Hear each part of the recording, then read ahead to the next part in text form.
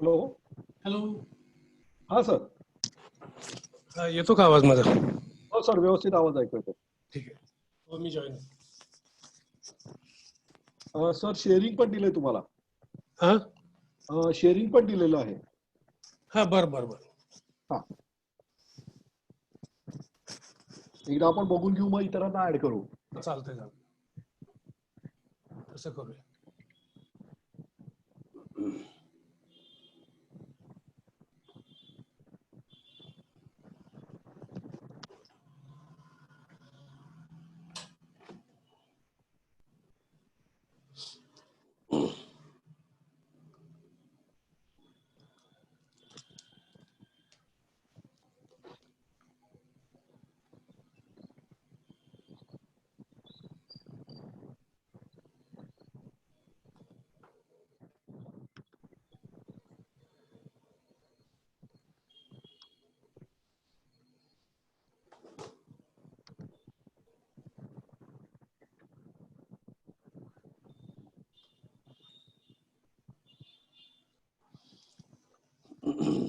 Sir मी तुम्हाला हा hello. हा, बोला की. हा सर, तुम्हाला कोहोस्ट पण केलेलं आहे, म्हणजे काही माझ्या इथनं प्रॉब्लेम आला तर तुमच्या साईडनी चालू राहील, म्हणजे मग मला परत जॉईन करता येईल. कारण काल असं झालं जरा गडबड. बर. काय केलं म्हणालात मला तुम्ही? तुम्हाला कोहोस्ट करून ठेवलंय, म्हणजे डायरेक्ट तुमच्याकडे परत येईल. हो, येस येस येस. हो, ठीक आहे. मग आता काय मी हे करू, शेअर करू? हा, शेअर करा सर. हे आपण एकदा बघू सगळं येतंय ना. बरोबर.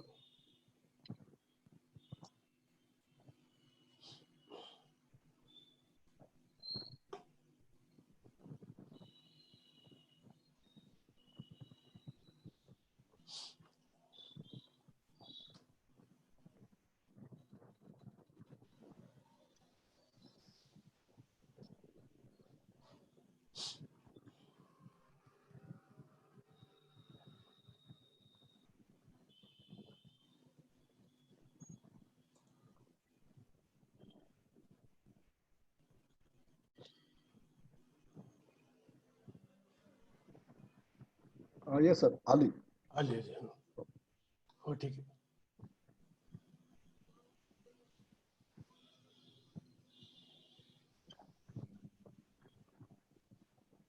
सिक्स्टी 69 स्लाइड दिसत आहेत. होय होय, 69 स्लाइड्स. हा, काही प्रश्न नाही. हो हो.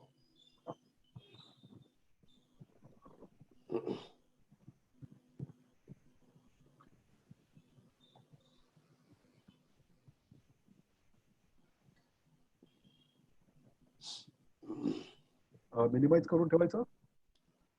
काही हरकत नाही, म्हणजे म्हणजे तुम्हालाच करावं लागेल. हो, मी स्क्रीन मिनिमाइज करू का? आणि सर घेताना मी परत नेहमीप्रमाणे सगळ्यांना म्यूट ऑल करतो. हो हो हो, बरोबर. तुमचं इंट्रोडक्शन झालं की तुम्ही अनम्यूट करून चालू करा. चालेल चालेल.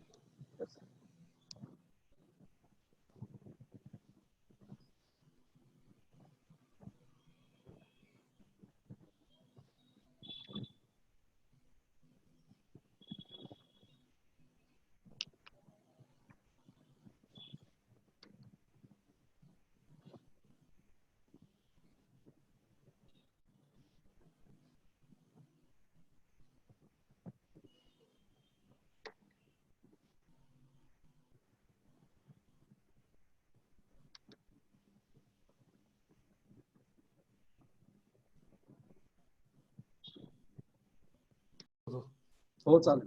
ऐन वेळा ती गडबड होऊ द्या.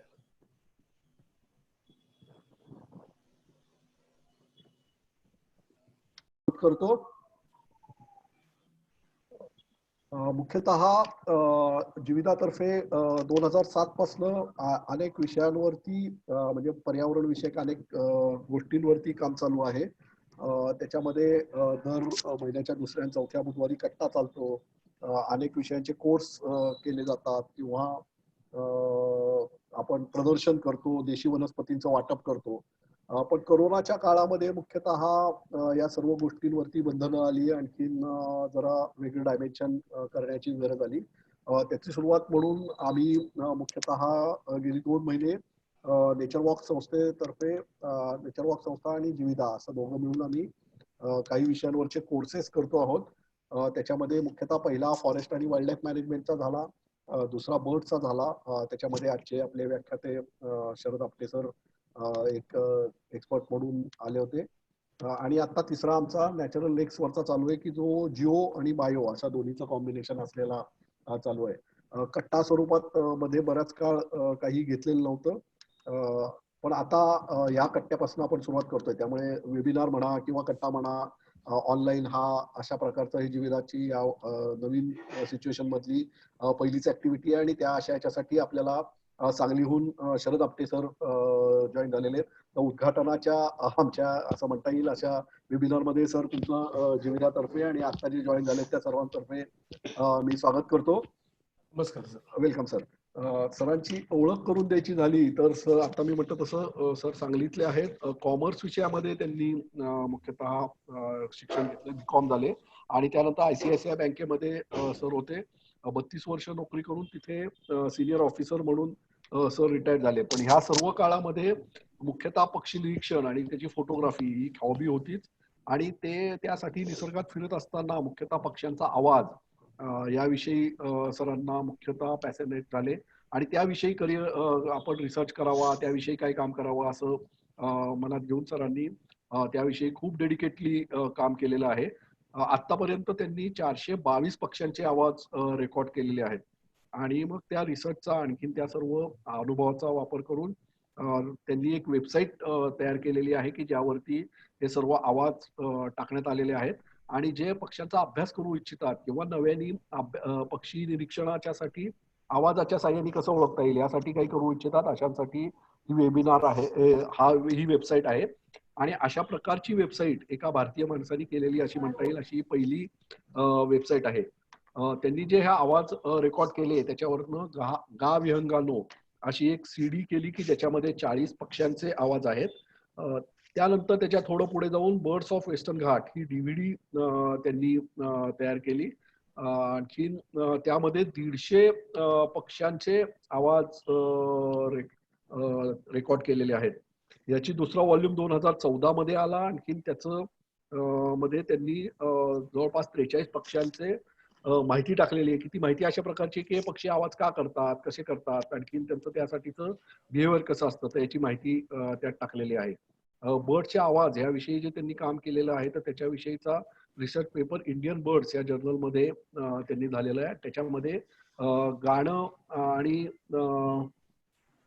पक्ष्यांचे आवाज या दोन्ही मधला फरक जो आहे तर त्याबद्दलचा हा रिसर्च पेपर आहे. पक्ष्यांचा आवाजात ओळखणे आणि त्याचं रेकॉर्डिंग करणं आणि त्याच्यावरनं स्वभाव वैशिष्ट्य काय असतील त्यांची किंवा ते त्यावेळेला का आवाज करतायत तर याबद्दलचं प्रशिक्षण देण्याचं काम आपटे सर करतात.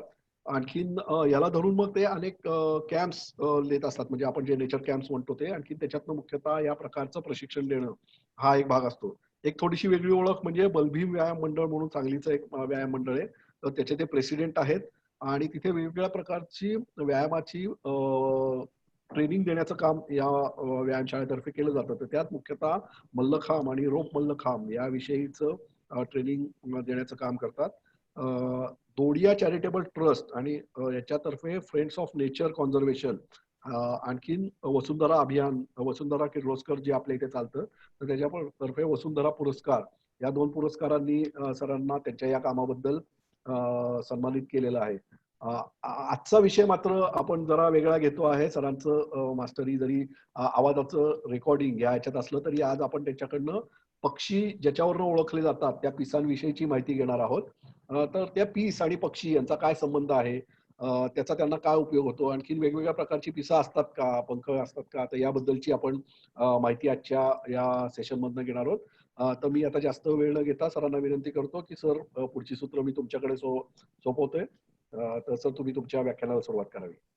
नमस्कार सगळ्यांना. नमस्कार. आपण हा आता विषय चालू करूया. तोपर्यंत मी राजीव सरांना सांगतो की काही लोक ऍडमिट होऊ इच्छित आहेत. ओके, ते तेवढं तुम्ही बघा. म्हणजे हो सर, मी ते चालू आहे. हा, स्क्रीन एक माझ्या समोर येतोय सारखा हो हो मध्ये. नमस्कार सगळ्यांना पुन्हा एकदा. माझं बोलणं ऐकू येतं असं वाटतंय मला सगळ्यांना.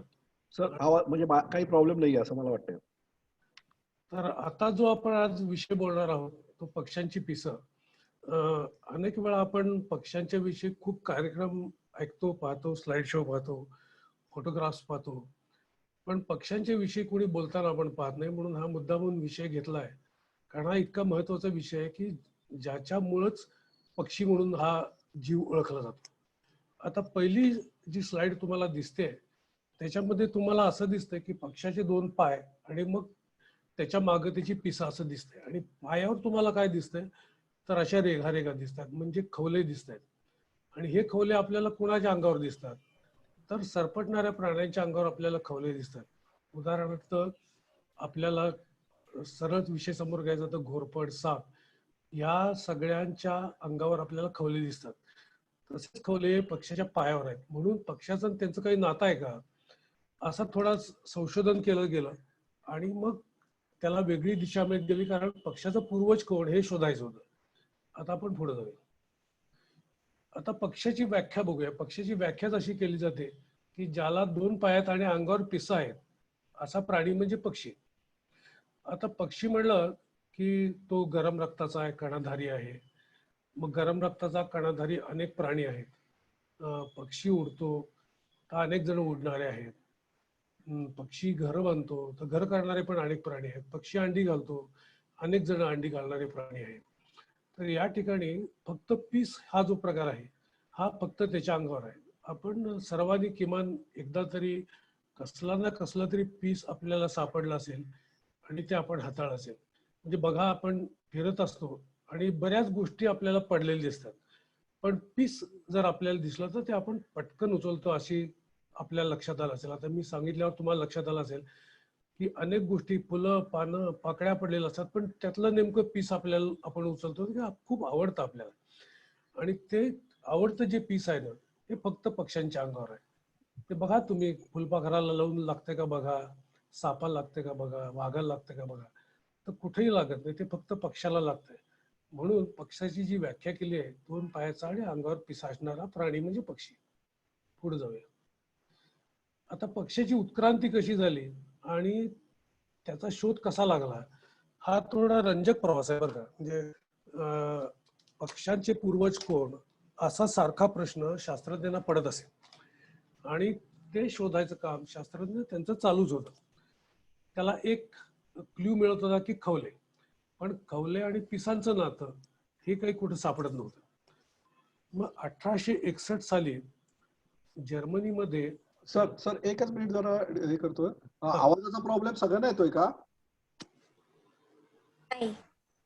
हा, नाही, मला आवाज क्लिअर येतोय. हा व्यवस्थित आहे. व्यवस्थित आहे ना? मला येतोय व्यवस्थित आवाज. व्यवस्थित आहे आवाज, काही अडचण नाही. ओके. ज्यांना ओके, ठीक आहे, ठीक आहे, चालेल, थँक्यू. Sorry sir, continue. हो ठीक आहे. बाकीचे जे आपले ऑडियन्स आहे ना त्यांनी आपले व्हिडिओ बंद करा सगळे. हा, सगळ्यांनी व्हिडिओ बंद करा. आणखी अनम्यूट असाल तर म्यूट करा सगळ्यांनी, म्हणजे शेवटपर्यंत आवाज ऐकू जाईल. मध्ये कोणाचा तरी आवाज येतो घरातला.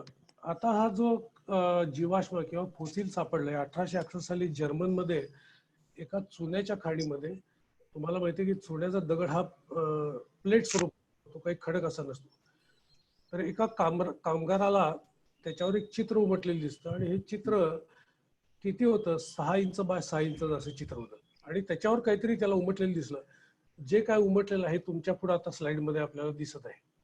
आता हे त्यांनी त्याच्या अधिकाऱ्याला दिलं, मग त्यांनी आणखीन पुढच्या अधिकाऱ्याला दिलं, आणि याच्यात काहीतरी वेगळं आहे म्हणून त्यांनी शास्त्रज्ञांना दिला. असं करत करत ते या विषयाचा अभ्यास करणाऱ्या लोकांच्या पर्यंत जाऊन पोहोचलं.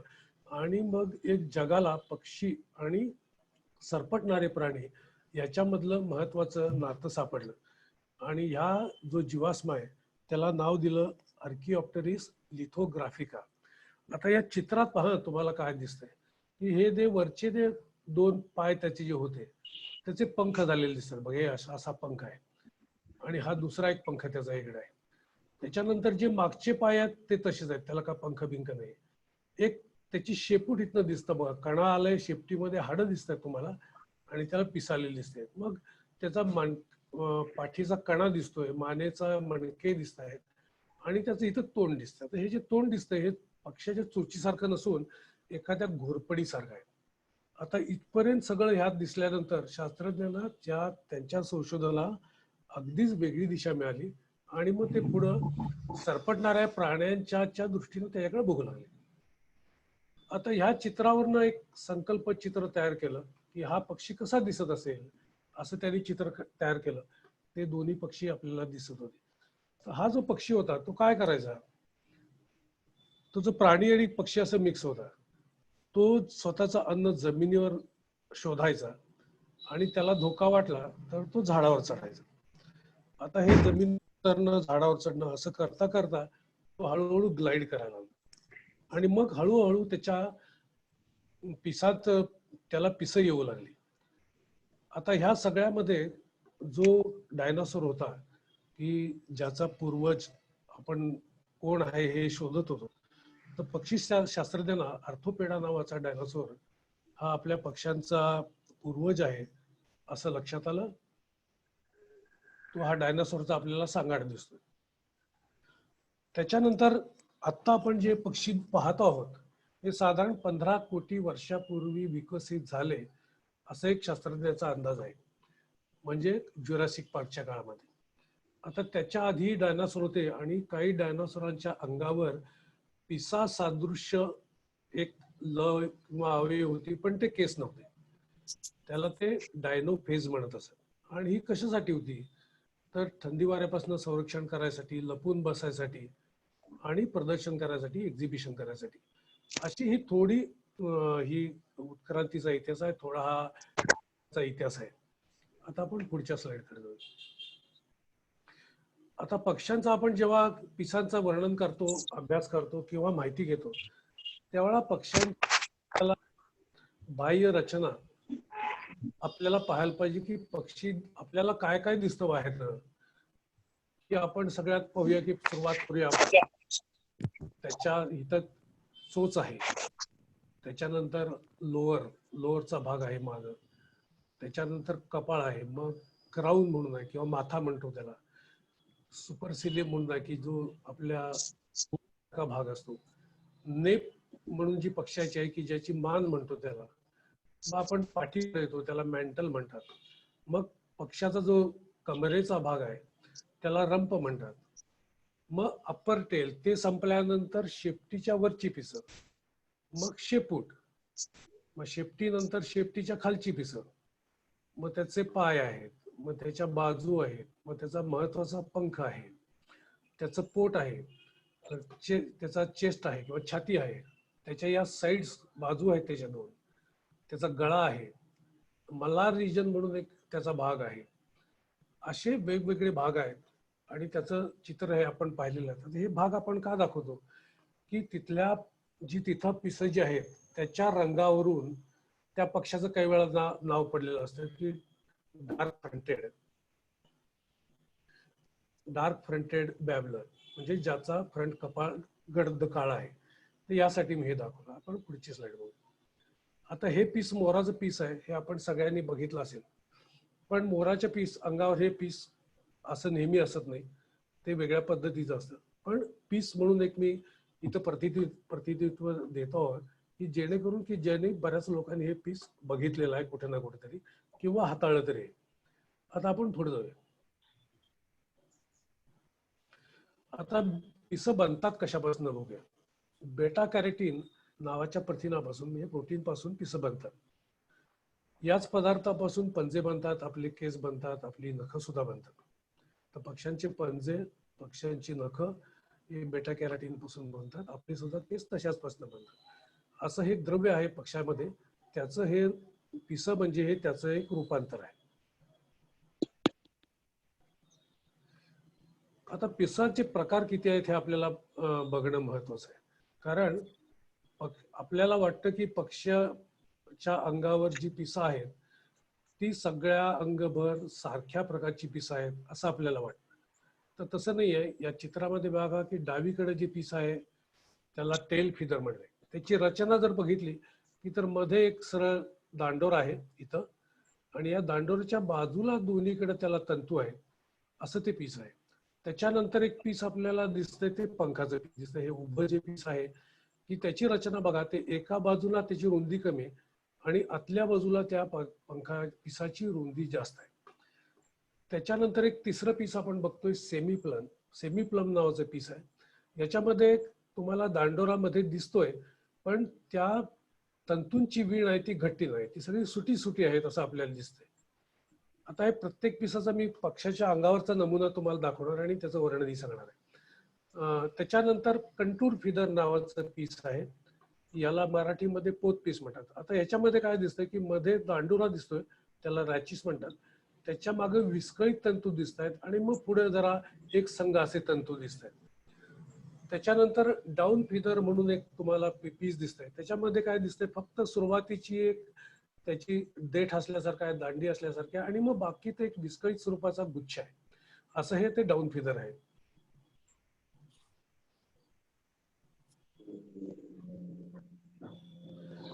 त्याच्यानंतर एक फिलोप्लम नावाचं अगदी बारीक पीस तुम्हाला इथं दिसतंय. ते तंतू असतो, एक प्रकारचा धागा असतो आणि त्याच्या तोंडाला ब्रश सारखा एक अवयव असतो, म्हणजे जसा आपला ब्रश असतो तसे काही तंतू असतात. ब्रिस्टल हे एक सरळ काडीसारखं पीस आहे. त्याच्या बेस पाशी थोडे त्याला धागे दिसत आहेत आणि मात्र पुढे ते टोक असल्यासारखं आहे. आता ही झाली 7 प्रकारची पक्ष्यांची पिसं. पक्ष्यांच्या अंगात जी पिसं आहेत, ही पिसं यातल्या 7 पैकी कुठल्या ना कुठल्या तरी प्रकारची असतात. सगळ्याच पक्ष्यांना 7 प्रकारची पिसं असतात अशातला भाग नाही. काही पक्ष्यांना 7 प्रकारची पिसं असतात, काही पक्ष्यांना कमी जास्त प्रकारची पिसं असतात. दुसरी गोष्ट अशी आहे की त्यांची संख्या ही वेगवेगळी असते, आकाराप्रमाणे तो राहतो, त्या प्रदेशाप्रमाणे वगैरे वगैरे, ते आपण पुढे पाहणार आहोत. तर हे साधारण 7 प्रकार आपल्याला पक्ष्यांचे दिसतात, पक्ष्यांच्या पिसामध्ये दिसतात. आणि आपण जेव्हा पक्षीचे पीस बघू, ते तुम्ही हातात घाल, तर तुम्हाला लक्षात येईल की हे पीस कुठल्या तरी 7 प्रकारामध्ये आपल्याला आपण पाहू शकतो. आता त्याची रचना पिसाची कशी असते बघा. आता ह्या पिसामध्ये तुम्हाला दिसतंय की अशी एक काळा असा जो दांडोर आहे, ज्याला रॅचिस म्हणतात, ती स्टीम आहे, आणि त्याच्या दोन्ही बाजूला बाकी तंतू आलेले आहेत, असे फाटे फुटलेले आहेत. आता फाटे हे मायक्रोस्कोप न बघितले तर बघा किती महिम आहेत, त्याला उपफाटे फुटलेले आहेत आणि त्याची एकमेकांमध्ये गुंतागुंत होऊन त्याची एक वीण तयार झालेली आहे.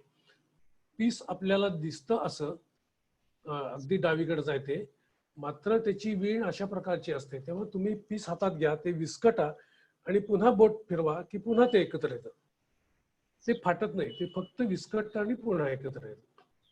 ते जर फाटत असतं तर मग पक्षाला ते पीस फाटलं तर त्याचा उपयोग झाला नसता, कापड फाटत असं.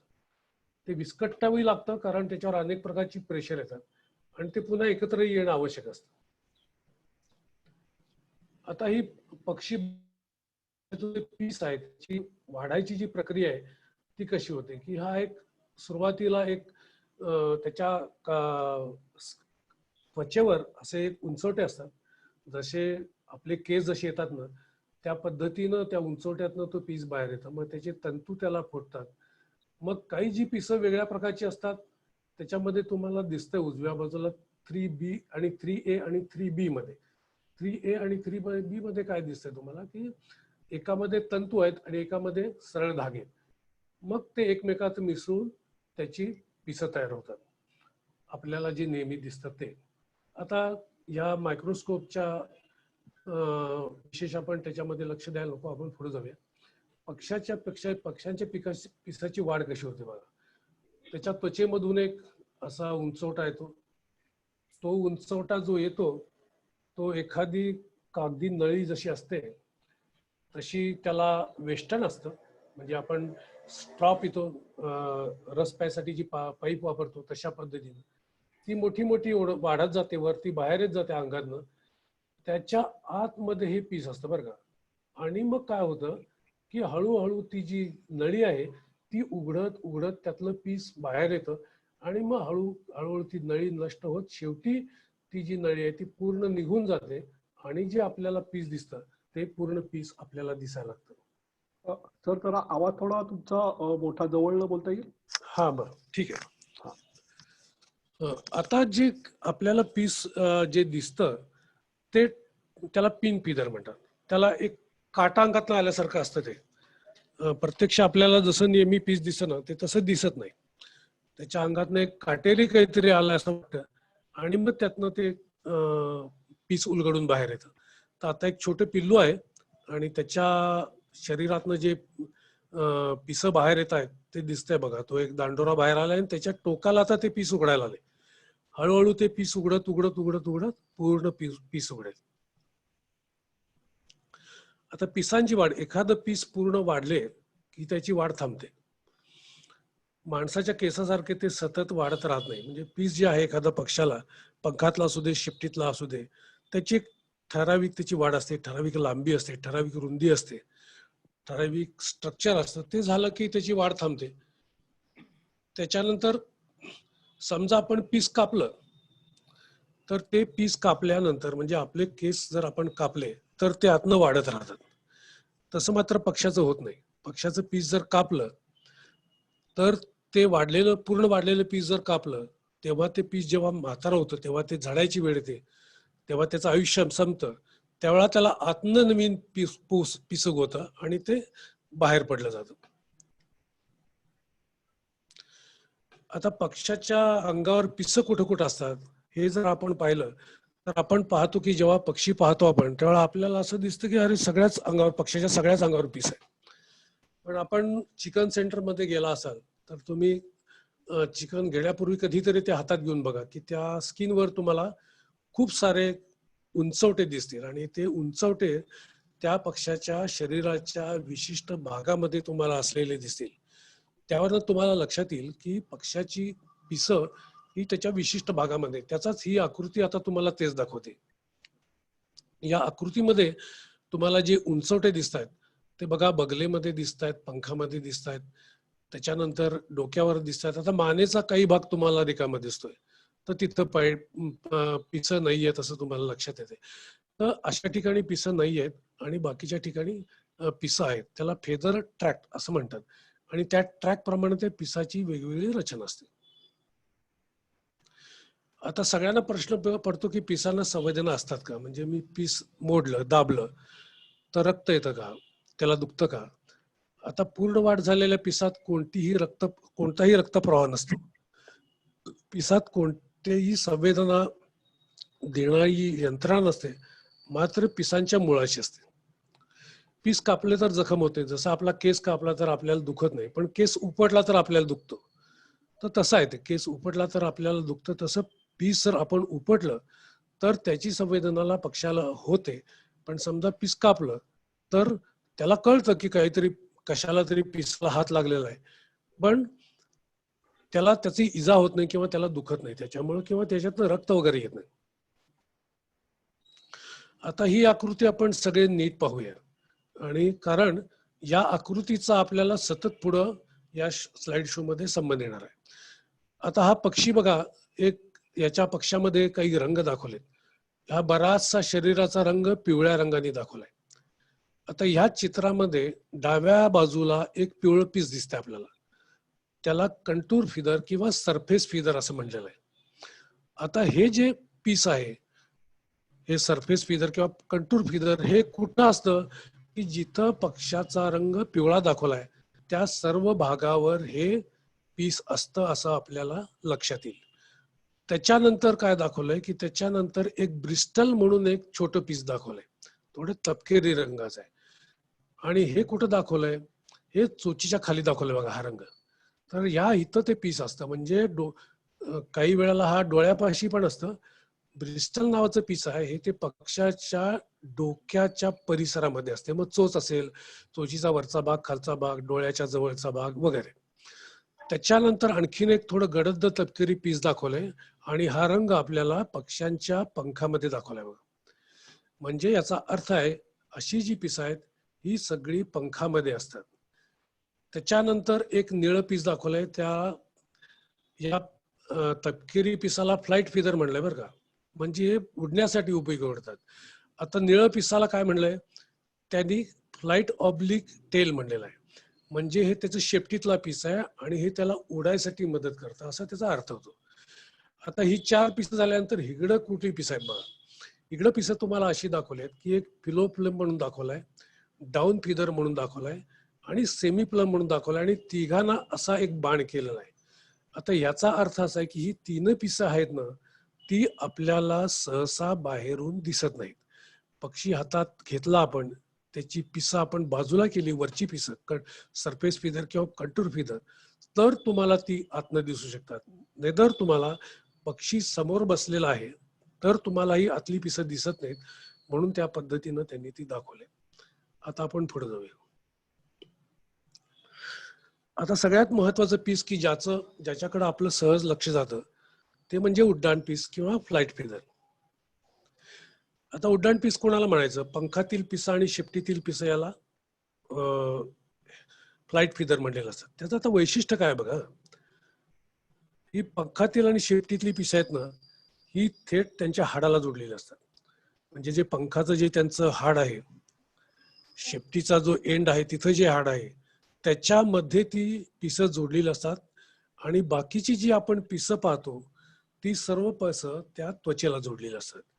ती ही महत्वाची या 2 पिसामधली फ्लाईट फिदर आणि इतर पिसातल्या रचनेतला हा अतिशय महत्वाचा फरक आहे, आपण लक्षात घेऊया.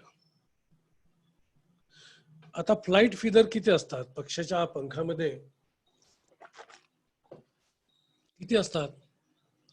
तर पक्ष्याच्या जातीनुसार त्याच्यामध्ये सगळ्यात मोठा फरक असतो. छोटा पक्षी, मोठा पक्षी असा तो फरक असतो.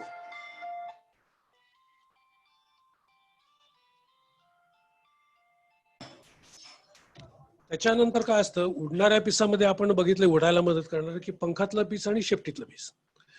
आता पंखामध्ये साधारण 9 ते 12 पिसं असतात.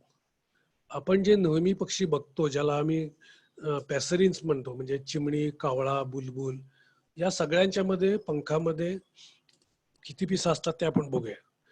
त्याच्यानंतर एक सेकंडरी पिसाचा नावाचा प्रकार असतो, दुय्यम पिसा असं ज्याला म्हणतात. ती पिसं साधारण 8 ते 32 असतात. ती कशी असतात ते पण आपण बघणार आहोत. त्याच्यानंतर शेपूट, शेपटीमध्ये सुद्धा 6 ते 12 नंबरची पिसं असतात. आता ही 32 पिसं कोणाच्या अंगावर असतात? हे जे अल्बास्ट्रॉस सारखे जे पक्षी आहेत ज्यांचं आयुष्य म्हणजे उडणं आहे, ते घरं करायला, अंड्यांना अंडी घालायला, पिलांना जन्म द्यायला जमिनीवर असतात. बाकी आयुष्यभर ते हवेमध्ये असतात. ते झोपतात तिथंच, खातात तिथंच, तसंच राहतात. मग त्यांना उडत राहावं लागतं आणि ते हवेच्या दाबावर उडतात. त्यामुळे त्यांचे पंखची रुंदी जास्त असणं गरजेचं असतं. तेव्हा या पंखामध्ये त्यांना पिसं जास्त आहेत बघा, की त्यांना उडायला सोपं जावं, तरंगायला सोपं जावं. आता अरेंजमेंट ऑफ फिदर हा जो आपल्याला एक पक्षी आपल्याकडं समोर दिसतोय आणि त्याचा पंख आणि शेपूट आपल्याला उलगडून दाखवलेला आहे. तर हा जो पक्षी आहे, हे आपल्याला ज्याला आम्ही पॅसरी फॉर्मस या गटामध्ये, म्हणजे चिमणी, कावळे, त्याच्यानंतर बुलबुल, असे जे पक्षी आहेत, बगळे वगैरे नाहीत, तर असे जे पक्षी आहेत की मोठ्या संख्येनं आपण तेच पाहतो, त्यांच्या पंखातली ही रचना आहे बघ. या रचनेमध्ये तुम्हाला दिसतं की प्रायमरी फिदर्स म्हणून त्यांनी दाखवलंय. त्याला पक्षीशास्त्राच्या भाषेत रेमिजेस असं म्हणतात. ती हिरव्या रंगाने दाखवले. त्याचा अंक आतल्या पोटाकडच्या बाजूनी चालू होतो आणि पंखाच्या टोकाकडे तो 1, 2, 3, 4, 5, 9 असा होतो. आता तुम्हाला दिसेल त्याच्यामध्ये की या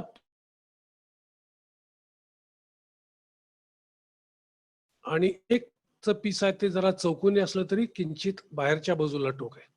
आणि मग जसजसं तुम्ही हे पिसाकडे जाल तसं तुम्हाला ते टोकदार होत दिसेल. त्याच्यानंतर जे दुसरा जे पीस आहे, सेकंडरी पीस म्हणून जे आहेत, ती 7 पीस आहेत. म्हणजे थोडक्यात 9, 7, 16 ही चिमणी, बुलबुल या पक्ष्यांच्या पंखामध्ये तुम्हाला दिसतील. ही जी 7 पीस आहेत ही थोडी आतल्या बाजूली वळलेली आहेत आणि ती वेगळ्या रंगामध्ये दाखवलेली आहेत. त्याच्यानंतर आपण त्याची शेपूट बघूया. पुन्हा शेपटीमध्ये बघा, मध्य पीस एक आहे आणि मग दोन्ही बाजूला 1, 2, 3, 4, 5, 6, इकडे 5, 6 अशी 12 पिसं त्याच्या शेपटीमध्ये आहेत. मग त्याच्याशिवाय ही बाकीची पिसं आहेत ती आपण काय आहे ते आपण पुढच्या स्लाइड्स मध्ये बघूया. आता थोडे शेपटीचा आपण विचार करूया. शेपटीच्या पिसाला पक्षीशास्त्राच्या भाषेमध्ये रेक्टॅसिस असं म्हणतात.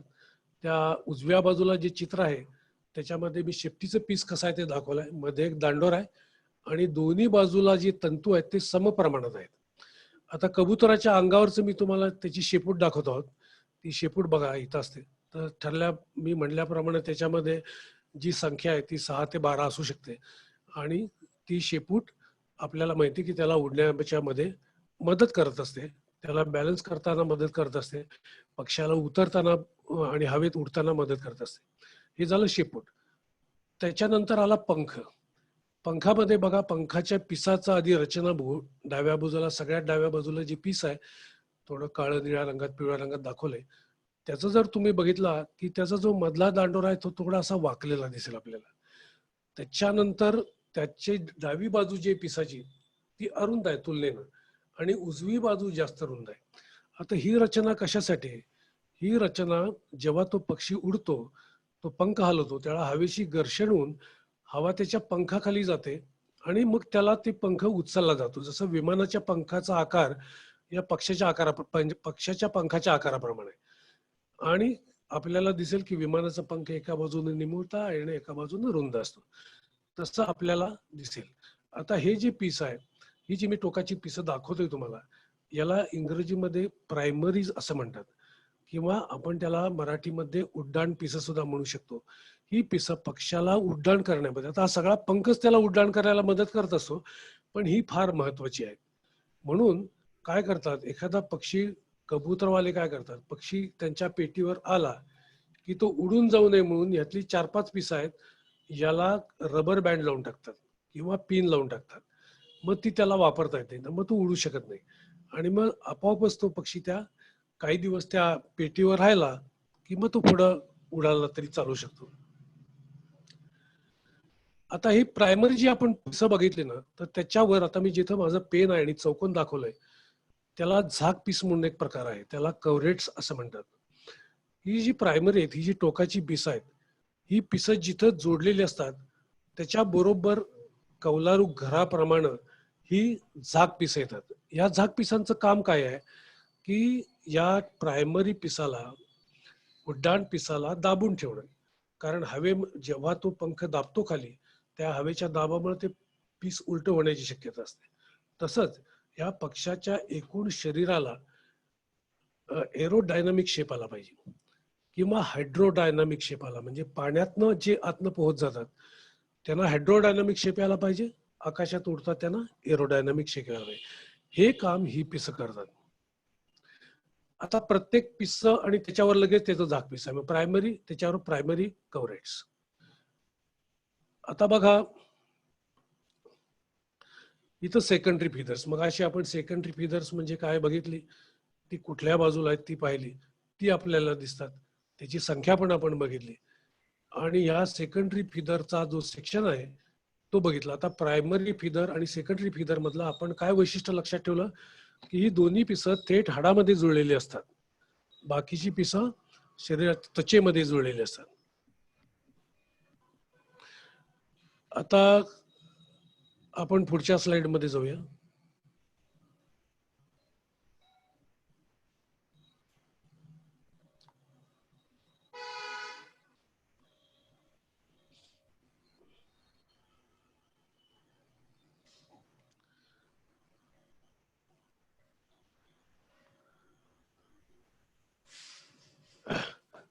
आता झाक पिसा आपण पाहतोय. मगाशी आपण सेकंडरी फिदर पाहिली, त्याच्यावरची जी line Rajiv sir, hello hello sir. मध्ये मध्ये ते ह्याचे वेटिंग रूम येते. हो सर, ते घेतोय मी. माझी स्लाइड मला दिसत नाही आणि नाहीतर मग ती थांबूया आणि मध्ये ते हे पण नाही सर, घेतलंय मी. आता ही जी झाक पिस आहेत, म्हणजे आता सेकंडरीची लाईन बघितली, त्या सेकंडरीच्या लाईनवर आणखीन एक लाईन आली, त्या सेकंडरी कव्हरेट्स असं त्याला म्हणतात. आणि परत मग अशी सांगितल्याप्रमाणे झाक पिसाचं जे काम आहे तेच ती झाक पिसं, ही झाक पिसं पण तेच काम करतात. असं सगळ्या पिसांच्या बाबत होतं. आता बघा आणखी, आता ही जी झाक पिसं आहेत म्हणजे सेकंडरी झाली, प्रायमरी झाली, प्रायमरी कव्हरेट, मग सेकंडरी झाली, सेकंडरी कव्हरेट. आता ह्या दोन्ही कव्हरेटच्या वर म्हणून एक आणखीन झाक पिसं असतात, आणखीन ती सगळ्यालाच धरून ठेवतात, त्याला आपण ग्रेटर कव्हरेट असे म्हणतो. आणि ही शेवटी वर असतात. ही तुम्हाला इथं मी चौकोनामध्ये दाखवली आहेत. आता शहाणे पीस म्हणून एक पीस आहे. माझं जिथं पेनचं टोक आहे तिथे एकच पीस तुम्हाला टोकाला दिसतंय. या पिसाचं फार महत्व आहे. याला पक्ष्यांच्या पिसाचा विंड स्पॉइलर असं म्हणतात. आपल्या कारमध्ये कारच्या मागे एक स्पॉइलर असतो बघा. कार पुढे गेल्यानंतर जी हवा कारच्या पोकळीतनं मागं ढकलली जाते ती हवा पुन्हा मागच्या पोकळीमधून कारच्या खाली जायची शक्यता असते. म्हणून वेगात जाणाऱ्या कारला मागे एक स्पॉइलर लावलेला असतो. तो जो वाऱ्याचा प्रवाह आहे तो खंडित करतो. हे पीस सुद्धा तेच काम करतं. पक्षी जेव्हा उडत असतो तेव्हा पंखावरनं जे मागं गेलेले वारे आहेत ते वाऱ्याचे झोत पुन्हा पंखाच्या खाली जाऊन ते घोटाळा निर्माण करू शकतात.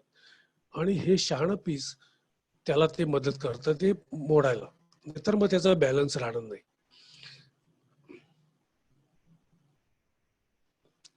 हे पक्ष्याचं चित्र आहे. आता थोडं आपण त्याचा एक एक एक एक टप्पा बघूया. हा झाला पंख. पुन्हा आपण त्याची उजळणी करतोय. प्रायमरीज, सेकंडरीज, प्रायमरी कव्हरेट, अलुला, सेकंडरी कव्हरेट ही आपण आता सगळी पिसं पाहिली. त्याच्यानंतर हा पंख पसरलेला आहे त्यांनी. पंख पसरल्यानंतर बघा पुन्हा प्रायमरीज आहेत, सेकंडरीची रांग आहे, सेकंडरी कव्हरेटची रांग आहे, प्रायमरी कव्हरेटची रांग आहे, अलुला आपल्याला दिसतोय. त्यानंतर स्कॅप्युलर नावाचा एक प्रकार आहे. तो स्कॅप्युलर हा त्याच्या पंख संपताना आहे तो दिसतो. त्याला टर्शल सुद्धा म्हणतात. आणि मग तुम्हाला मार्जिनल कव्हरेट्स किंवा ग्रेटर कव्हरेट्स नावाची रांग दिसते. आता पंख वर केल्यानंतर काय दिसते तर पंख वर केल्यानंतर सगळं हेच दिसतं. प्रायमरी दिसतात, सेकंडरी दिसतात आणि हा गुलाबी रंगाचा जो सेक्शन आहे ना व्हायलेट कलरचा ही सगळी कव्हरेट्स आहेत. जशी ही वरच्या बाजूने कव्हरेट्स असतात तशीच खालच्या बाजूने एक पिसाची रांग असते त्याला अंडर कव्हरेट्स म्हणतात. ते वरून खालून दोन्हीकडून पीस धरून ठेवलं जातं. आता आणखीन एक महत्वाचा पिसाचा प्रकार आपण बघणार आहोत की आता ह्याच्यामध्ये पक्ष्याचं चित्र आहे त्यामध्ये तुम्हाला पिवळा रंग दिसतो आहे. तर हा पिवळा रंग जे आहे त्या शरीरावर आहे तर त्याचं पोत पीस आहे. इथं मी पेन दाखवलंय बघा. मी त्याचा पोटावरचं पंख उचलला आहे पीस आणि तुम्हाला ते दाखवलंय. त्याला कंटूर फिदर, सरफेस फिदर आणि मराठीत पोत पीस म्हणतात. त्याचं छोटंसं चित्र मी डाव्या बाजूला दाखवलंय की दांडोरा आहे त्याच्यामध्ये एक काडी आहे त्याच्या भोवतीनं तंतू फुटलेले आहेत पण ते तंतू हे कसे आहेत की एकमेकात गुंतलेले नाही आहेत. ते विस्कळीत स्वरूपाचे आहेत पण हे वरच्या बाजूला गेल्यानंतर ते थोडे एकमेकात गुंतलेले आहेत. त्यामुळं पक्षी जेव्हा आपण पाहतो की नाही त्यावेळेला त्याचं पंख आणि शेपूट सोडलं तर बाकी जर काय दिसत असेल आपल्याला तर ते सगळी सरफेस फिदर किंवा पोत पिसं दिसत असतात. आणि पक्षाला जो आकार येतो हा आकार या पोत पिसांच्या मुळे येतो. हा आपल्याला कबूतर दिसतंय त्याचा आकार दिसतोय. जे सगळं जे काही दिसतंय आपल्याला पंख आणि शेपूट सोडलं तर जिथं जिथं म्हणून आपल्याला पीस बाहेरनं दिसतंय ते सगळं पोत पीस आहे. पुढे जाऊया आपण. आता प्रत्येक पीस आपण पाहूया. आता हे पीस आहे बघा की डाऊन फिदर. त्याची रचना कशी आहे बघा. छोटासा दांडूर आहे आणि त्याच्यानंतर हे पिसाचा एक विस्कळीत स्वरूपाची धागे त्याला आलेले आहेत. हे पीस काय काम करतं. हे पीस पक्षाच्या शरीराच्या त्वचेला लागून असतं.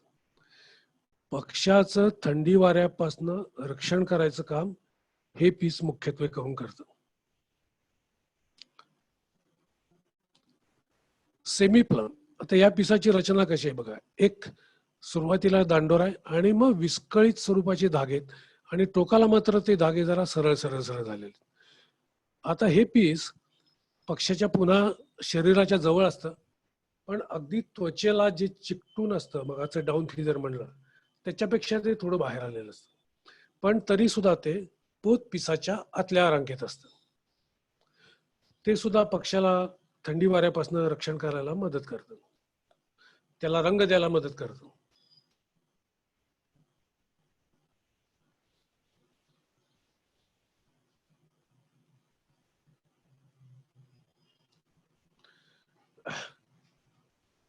आता थोडा स्लाइडचा क्रम चुकलाय. टर्शल हे पीस मी इथं दाखवतोय.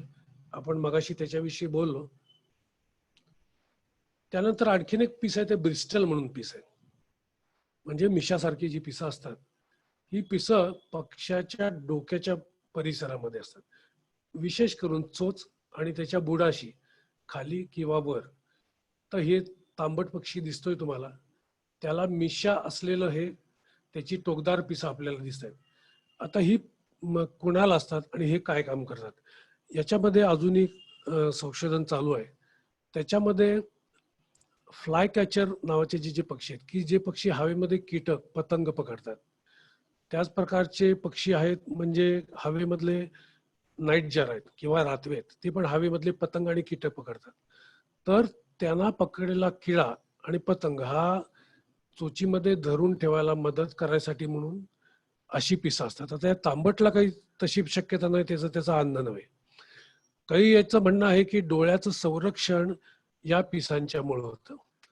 या पिसांच्या मध्ये सेन्सेशन असतं, म्हणजे पिथं जिथं स्पर्श येतील, म्हणजे जसं वाघाचं मांजरांना मिशा असतात आणि त्या मिशाच्या साह्यानं ते काही ज्ञान प्राप्त करतात बाजूचं, तर तसंही यातनं करता येतं असंही त्याचं म्हणणं आहे. असं ही पिसं ही मात्र सगळ्या पक्ष्यांना असत नाहीत. ही तुम्हाला बगळ्याला दिसणार नाहीत, चिमणीला दिसणार नाहीत, बुलबुलला दिसणार नाहीत, बऱ्याच पक्ष्यांनाही नसतात. आता डाऊन फिदरकडे आपण जाऊया. मगाशी मी सांगितलं की डाऊन फिदर ही अगदी पोटाजवळ पक्ष्याचे असतात, म्हणजे शरीराच्या त्वचेला लागून. आता इथं काय दिसतंय तुम्हाला, 4 इंडी दिसत आहेत आणि त्याच्या भोवतीने ती डाऊन फिदर आहेत. आता थंड प्रदेशामध्ये जे पक्षी अंडी घालतात जमिनीवर, त्या पक्ष्यांना तिथं 24 तास काय मादी पक्षी अंडी उभत बसू शकत नाही. एकदा त्या अंड्याला उब देते, खायला जायला पाहिजे तिला. तर त्या पक्ष्यांची ऊब टिकायसाठी म्हणून ती आपल्या पोटावरची ही जी डाऊन फिदर आहे ती काढते आणि अंड्याच्या खाली आणि बाजूनं घालते. मग ती अंडी उबदार हवेमध्ये राहतात. आता ही जी डाऊन फिदर आहेत ही पक्षाला त्या काळामध्ये जास्त येतात. आता माणूस याचा कसा फायदा घेतो बघा. आता माणसाने काय चालू केलं की ही पिसं उबदार आहेत म्हणून त्यांना अंड्यातनं पिसं काढून घ्यायला चालू केली आणि त्याचे स्वेटर विणायला चालू केले. आणि हे स्वेटर तो बाजारामध्ये मोठ्या किमतीला विकू लागला. कारण थंड प्रदेशामध्ये, आर्टिक सारख्या थंड प्रदेशामध्ये जर ही अंड्याला ऊब देऊ शकतात तर ती माणसालाही देणार. असा माणूस निसर्गाचा हे करायला लागला. मग त्या पक्ष्यांचं जीवन संपून जायला लागलं, ती अंडी उभी न झाली. मग पुढे त्यातनं मार्ग निघाला की थोडी पिसं काढायची, थोडी ठेवायची. असं करत ते चक्र पुन्हा चालू आहे, पण तरी ते वाईट आहे. डाऊन फिदर तुम्हाला पक्ष्याचं पिल्लू जन्माला आलं की त्याच्या अंगावर दिसत. आता काही इथं दिसतंय घोबडाचं पिल्लू अंड्यातनं नुकतंच बाहेर आलेलं आहे, त्याच्या अंगावर जी तुम्हाला दिसतात ती डाऊन फिदर दिसत आहेत. आता तंतू पीस किंवा फिलोप्लम नावाचं पीस आपण पाहिलं सुरुवातीला, एक तंतू आहे आणि त्याच्या मागे खाली ब्रश सारखं त्याला. तर ही ती पिसं तुम्हाला या फोटोमध्ये दिसतात बघा. पक्ष्याचा हा पंख आहे, पंखाचा हा मसल आहे आणि त्याला जी त्वचेतनं तंतूसारखे जी पिसं आलेली आहेत त्याला थोडं ब्रश सारखं पुढं टोक आहे. ही पिसं त्याच्या अंगावर असतात, त्वचेला लागून असतात आणि ती त्वचेला चिकटून असतात, ती बाहेर दिसत नाही. आता या तंतूंचं काय काम आहे, तर या तंतूंचं जे काम आहे की याला खूप सेन्सिटिव्ह, त्याचं तापमान कमी झालंय का, वाढलंय का, त्याच्या अंगावरची पिसं एकसारखी आहेत का विस्कटली आहेत, हे सगळं या पिसाला कळतं आणि त्याप्रमाणे ते पक्षाची पिसं व्यवस्थित करण्याचं, त्याला थर्मो रेग्युलेशन करण्याचं आदेश ते देत असतं. असं फिलोप्लिम नावाचं पीस आहे. हे आपल्याला कधी बाहेरनं दिसत नाही. पक्ष्यांची सगळी पिसं काढली तर ती राहिलेली तंतू पिसं आपल्याला दिसतात. प्रीकोशियल, अल्ट्रिकोशियल आणि इंटरमिजिएट अशा 3 प्रकारची आपल्याला जी पिसं दिसतात, पिसाचे प्रकार, हे सगळे डाऊन फिदर आहेत. पण ही आपल्याला दिसतात पिलांच्या अंगावर. आता बघा या ठिकाणी एक टिटवीचं पिल्लू दिसतंय आपल्याला. काही पक्ष्यांची पिलं जी असतात ना ती अंड्यातनं बाहेर आली की ती चालायला लागतात, अन्न गोळा करायला लागतात आणि त्याच्या अंगावर एक प्रकारची लव असते. आपण नेहमी जर पाहिलं तर कोंबडी आणि कोंबडीची पिलं, तर ती अंड्यातनं बाहेर आली की आई बरोबर जातात, आई बरोबर खातात, तर ती अंगावर लव असते. त्याला प्रीकोशियल असं म्हणतात. आणि ही प्रीकोशियल चिक्स आहेत किंवा प्रीकोशियल बर्ड्स आहेत आणि ती सुद्धा डाऊन फिदर असतात. त्यानंतर आर्टिशियल आहेत. हे जे पक्षी आहेत ह्याला सॉंग बर्ड किंवा पॅसरी फॉर्मस, चिमणी, कावळा, बुलबुल, अयोरा असे जे पक्षी आहेत, या पक्ष्यांचं वैशिष्ट्य काय की जन्मल्यानंतर ही पिलं उघडी नागडी जन्माला येतात. त्यांच्या अंगावर नुसती त्वचा, मांसाचे गोळे असतात, डोळे उघडलेले नसतात आणि यांना अंग गरम ठेवण्यासाठी किंवा तापलेलं अंग गार करायसाठी यांना पालकांची मदत घ्यावी लागते. त्यांना नंतर ही पिसं येतात ती डाऊन फिदर होतात. आत्ता जन्मल्याबरोबर, अंड्यातनं बाहेर आल्याबरोबर त्यांच्या अंगावर कसल्याही प्रकारची पिसं किंवा लव असत नाही. त्याच्यानंतर जे आहे इंटरमिजिएट, हे शक्यतो आपल्याला गरुड हे जे शिकारी पक्षी आहेत की ज्यांचं घरटं हे झाडाच्या टोकाला असतं, उघडं असतं आणि त्याच्यावर ऊन खूप पडत असतं. मग या उन्हापासून या पिलांचं रक्षण व्हायसाठी म्हणून या प्रकारच्या पिसांची लव येते आणि ही सगळी डाऊन फिदर असतात. आता प्रत्येक वेळा त्याचा पालक काही तिथं येऊन त्याला रक्षण करू शकत नाही उन्हापासून, त्यावेळेला ही पिसं रक्षण करतात. आता पक्ष्यांच्या अंगावर किती पिसे असतात? आता जाती, प्रजाती आणि पक्ष्यांचा आकार यावरती अवलंबून असतं. आता मोजलेलं आहे, या तज्ज्ञ लोकांनी मोजलेलं, टंड्रा स्वान नावाचा जो पक्षी आहे त्याच्या अंगावर 25,216 वेगवेगळ्या प्रकारची पिसं दिसली.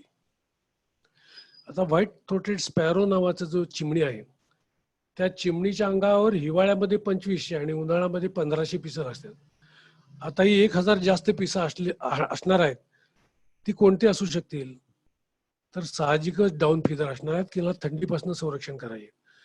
आता आणखीन एक कसं आहे की पक्ष्यांची जी उड्डाण पिसं आहेत, शेपटीतल्या पिसांची संख्या आणि पंखातल्या पिसांची संख्या म्हणजे प्रायमरी, सेकंडरी आणि टेल फिदर, ही जी आता एक महाराष्ट्रातली चिमणी आहे, तशीच एक स्पेन मधली चिमणी हाऊस पॅरो आपण धरूया की पॅसर डोमेस्टिकस ही जात आहे आणि ती सांगलीत पण आहे, महाराष्ट्रात पण आहे आणि तिकडे स्पेनमध्ये फिनलंडमध्ये सुद्धा आहे. आता या दोन्हीच्या पंखातल्या पिसांची जर संख्या मोजली तर तिची जी प्रायमरी ती 9 असतील, दोघांकडे 9 असतील, सेकंडरी 6 असतील, टेल फिदर काय 10-12 असतील, तेवढीच असतील. पण त्यांची जी डाऊन फिदर आहे ती मात्र वेगळी असतील. तर पुढे बघूया, थंड प्रदेशातील पक्ष्यांच्या अंगावर उष्णकटिबंधातील तेवढ्याच आकाराच्या पक्ष्याच्या मानाने पिसे जास्त असतात. जे पक्षी पाण्यात वावरतात म्हणजे बदक आहेत, कार्मोरंट आहेत, पाणकवळीत, त्यांच्या अंगावर तेवढ्याच आकाराच्या जमिनीवर अगर झाडावर राहणाऱ्या पक्ष्याच्या तुलनेत पिसे जास्त असतात. आता आपल्याला एक प्रयोग करायला तुम्हाला हरकत नाही, कधीतरी आपल्याला कुठेतरी मेलेला पक्षी दिसतो, आपण दुःख व्यक्त करतो आणि मग निघून जातो. कुठं गाडी धडकली असेल तर पक्षी तुम्ही घरी घेऊन या आणि आत्ता सांगितलेल्याप्रमाणे एक एक पीस काढा आणि त्याचं वर्गीकरण एका वेगवेगळ्या डबामध्ये करा आणि ते मोजत जावा, तुम्हाला किती पिसं मिळतात. हा एक छान प्रयोग होऊ शकेल. आता ही जी पिसं आहेत ना, ह्याला डेड स्ट्रक्चर असं म्हणलेलं आहे. हे सगळं निर्जीव आहे, आपल्या केसासारखं आहे, त्याच्यामध्ये रक्तप्रवाह नाही, सेन्सेशन नाही. त्यामुळं ह्या ज्या महत्वाचा जो अवयव आहे त्याची निगा राखणं गरजेचं आहे. तशी आपण आपल्या केसाची निगा राखतो. आपण केस विंचरले नाहीत, त्याला तेल लावलं नाही, त्याला क्रीम लावलं नाही, ती धुतली नाहीत, तर काय होईल? त्याच्यामध्ये हवेतली धूळ साठेल, ती धूळ हळूहळू चिकटेल. हवेतला जो तेलकट पदार्थ आहे त्यामुळे ते केस एकमेकाला चिकटतील आणि काही दिवसांनी त्याचा एक गठ्ठा तयार होईल. आता माणसाच्या डोक्याचा असा जर गठ्ठा तयार झाला तर आपल्याला तरी चालणार नाही, पण अनेक लोक आहेत की ते डोक्यावर जट घेऊन वावरलेले आपण बघत असतो, पण आपलं जीवन त्यामुळे काय थांबत नाही. पण पक्ष्यांच्या जर पिसाचं असं झालं तर काय होईल? तर पक्ष्यांचं जीवनच थांबेल, तो मरूनच जाईल. तर तसं होऊ नये म्हणून पक्षी आपल्या पिसांची निगा राखतात. आता मध्ये निगा राखासाठी त्यांना तेल पाहिजे, त्यांना क्रीम पाहिजे, त्याला धुतलं पाहिजे, त्यांना विंचरलं पाहिजे. म्हणजे मग ब्रश आला, क्रीम आलं, साबण आलं, पाणी आलं, मग हे सगळं कुठनं आणायचं, हे त्याला कुठनं मिळतं? आता त्याच्याबद्दल आपण थोडी चर्चा करूया. आता इथं कबूतर आहेत आणि ती कबूतर आहेत ती आपली पिसं साफ करतायत. प्रत्येक कबूतर काहीतरी करते पिसाचं. हे इथं खाली चोच घालून काहीतरी करतंय, हे पण पंखाखाली चोच घालतंय. त्याच्यानंतर हे बघा, हे कबुतराने ना पूर्ण मान वळवली आहे आणि त्यानं शेपटीच्या बुडाशी आपली चोच घातलेली तुम्हाला दिसते. हे चित्र तुम्ही पक्षी साप, पिंक साप म्हणून पक्षी निरीक्षण करताना काय करायचं असतं की आपण पक्षी बघतो, जात ओळखतो, लगेच कॅमेरा काढतो, त्याचा फोटो काढतो. त्यापेक्षा आणि काय करतो बघूया, तो पिसं साफ करतोय का बघूया. मग तो पिसं साफ कशी करतोय, तो पंख अंग खाजवतोय, तो कसं अंग खाजवतोय, त्यानंतर तो चोच पायाला का लावतोय, ती चोच मागं का नेतोय, अशा सगळ्या गोष्टीचं आपल्याला निरीक्षण करायला पाहिजे. आता ती चोच का मागं नेतोय बघूया. आता ही जिथं चोच मागं नेतो त्या ठिकाणचा हा भाग आहे, याला आपण रंप असं म्हणतो. आणि तिथे एक माझ्या 2 बोटाच्या मध्ये एक तुम्हाला छोटासा उंचवटा दिसतो, तिला प्रिनिंग ग्लँड किंवा युरोपोजेल ग्लँड असं म्हणतात. त्या ग्लँड मधनं एक प्रकारचा तेलकट पदार्थ बाहेर येत असतो. पक्षी काय करतो, तिथं आपली चोच दाबतो आणि तो येणारा तेलकट पदार्थ आपल्या चोचीवर घेतो. मग तो चोचीवर घेतलेला पदार्थ तो काय करतो, आपल्या चोचीनं पिसात हलवतो. मग आता काही वेळेला काय होतं की त्याची चोच ही सगळीकडे पोचू शकत नाही. उदाहरणार्थ त्याची चोच त्याच्या डोक्यावर पोचू शकत नाही, पण त्याची पायाची जी पंजेची नखं आहेत ती मात्र तिथं पोचू शकतात. मग तो काय करतो, तो चोचीवरचं तेल आपल्या पायाच्या नखांना लावतो आणि मग त्या नखाने आपलं डोकं खाजवतो.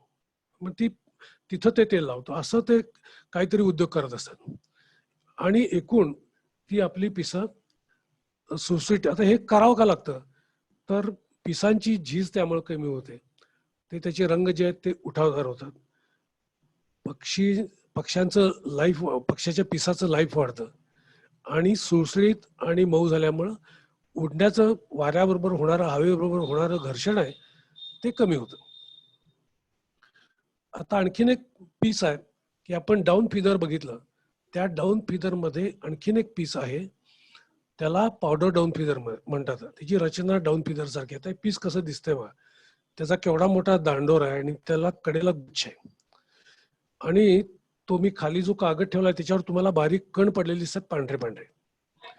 हे पावडर डाऊन फिदर करतं काय, हे कधी मोठं वाढतच नाही, ते सतत त्याच्या टोकाचे कण कण कण निघत असतात आणि त्यापासून एक प्रकारची पावडर तयार होते. आपण कॅरम बोर्ड वर पावडर टाकतो आणि मग खेळतो, त्यामुळे काय होतं की त्या पिसा असतात, स्ट्रायकर असतो, तो व्यवस्थित घसरतो. किंवा पत्ते बरेच दिवसांनी काढले तर पत्त्यावर आपण बोरिक पावडर टाकतो, ती पत्त्यांना सगळी व्यवस्थित लावतो आणि मग पत्ते खेळायला लागतो, म्हणजे मग पत्त्याची हालचाल चांगली होते. तसंच या पावडर डाऊन फिदरचं काम आहे. पावडर डाऊन फिदर पंखात त्या पिसामध्ये पसरल्यामुळे ती सुळसुळीत राहतात, एकमेकाला चिकटून बसत नाहीत. त्याचबरोबर या पावडर जे पक्षी पाण्यामध्ये वापरतात त्यामध्ये पाणी चिकटू नये पंखाला, ओली होऊ नये पिसं, म्हणूनही त्याचा उपयोग होतो. आता बघा की पक्षाच्या पंखावर पावसाचा थेंब पडला तर तो निघून जातो, पण फारच पाऊस पडला तर पंख भिजतो त्याचा. तो का निघून जातो, तर त्या पंखावर असलेला एक मेणाचा थर, त्याच्यानंतर दुसरं कारण म्हणजे त्या पंखाचे जे तंतू असतात त्या तंतूच्या मध्ये हवा राहिलेली असते, हवा ठेवली गेलेली असते ते, आणि तिसरं म्हणजे हे पावडर, या कारणामुळे ते पंखात पाणी राहत नाही.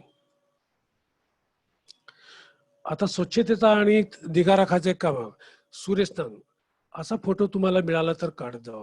पक्ष्याचे फोटो खूप जण काढतात. हा सगळं बघा, हा यांना आपली सगळी पिसं फुलवलेली आहेत, पंख पसरवलेला आहे, शेपटी पसरवलेला आहे, छान उन्हामध्ये तो बसलेला आहे.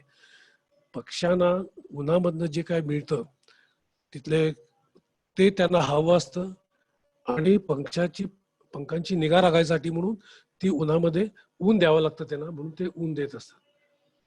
असे फोटो मिळाले तर जरूर तुम्ही घेत जावा.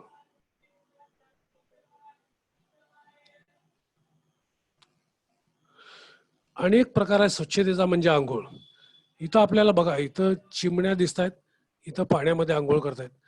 म्हणजे पक्षी काय करतात, अंगामधली धूळ बीळ जी आहे ती पाण्यानं धुवून काढतात, पाण्यामध्ये जातात, अंग आपलं घुसळतात आणि मग बाहेर येतात, मग आपले पिसं वाळवतात.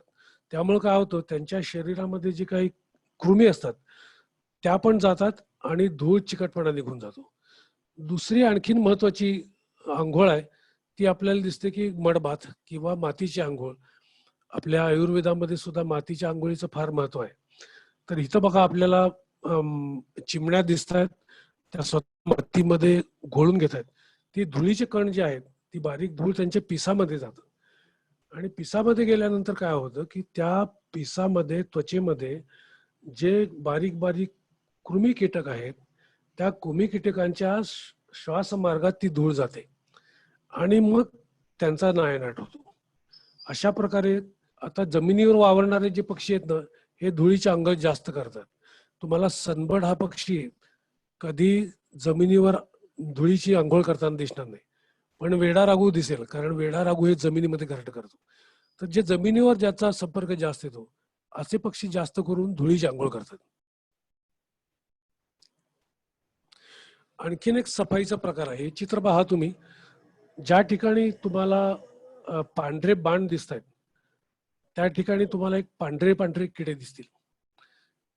पक्षी आपल्या पिसांची निगा किड्यांच्या कडनं करून घेतो. अंगामध्ये कृमी झाल्या, कीटक झाले, इन्सेक्ट झाले तर ते काय करतात, ते मुंग्या असतील त्या भागामध्ये जाऊन बसतात.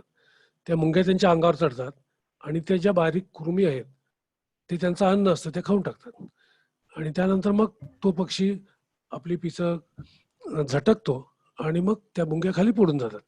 तर असंही करतात. आणखीन एक करतात, आणि विशिष्ट प्रकारच्या मुंग्या पक्षी पकडतात, त्यांचा जो शेवटचा भाग आहे तो चिरडतात आणि त्यातला येणारा द्रव आपल्या पंखांना पण लावतात. अशी उदाहरणं आहेत.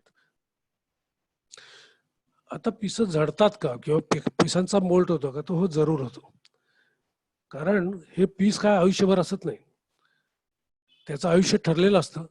त्या ठरलेल्या आयुष्यामध्ये ते निघून जातं आणि नवीन पीस त्याच्या जागी येतं.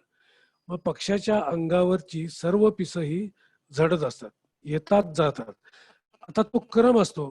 विशेष करून जे पंखातले आणि शेपटीतली पिसं आहेत ही फार महत्वाची असते. ती जर एकदम झडली तर त्याला उडता येणार नाही, म्हणून ती क्रमाक्रमाने जात येत असतात. त्यामुळे तुम्ही मुद्दामून कबुतराच्या पेटीवर जावा, तिथलं एक कबूतर हातात घ्या, त्याची शेपूट उघडा, तर तुम्हाला असं लक्षात येईल की सगळीच्या सगळी पिसं एकसारखी नाही आहेत. काही लहान आहेत, काही मोठी आहेत. तर ती जुनी झालेली पिसं आहेत ती निघू पडतात आणि नवीन तिथे येतात. इथं ह्या तुम्हाला चित्रामध्ये त्याचा क्रम कसा असतो हे साधारण ढोबळमानानं दाखवलाय. आतून बाहेर आणि बाहेरून आत अशा प्रकारे क्रम असतो आणि बाकीची पिसं तर त्या त्या वेळेनुसार ती गळत जातात. आता पक्ष्यांची पिसे केव्हा आणि कशी झडतात. तर जन्मला पक्षी पासून प्रौढ होईपर्यंत पक्ष्यांचा एक पिसांचा जो क्रम आहे तो फार पटपट होतो. म्हणजे अंड्यातनं बाहेर आलेलं जे पिलू असतं त्याच्या अंगावर एक प्रकारची लव असते, ती लव निघून जाते आणि मग त्याला पंखाची पिसं लागतात, मग बाकीची पिसं लागतात.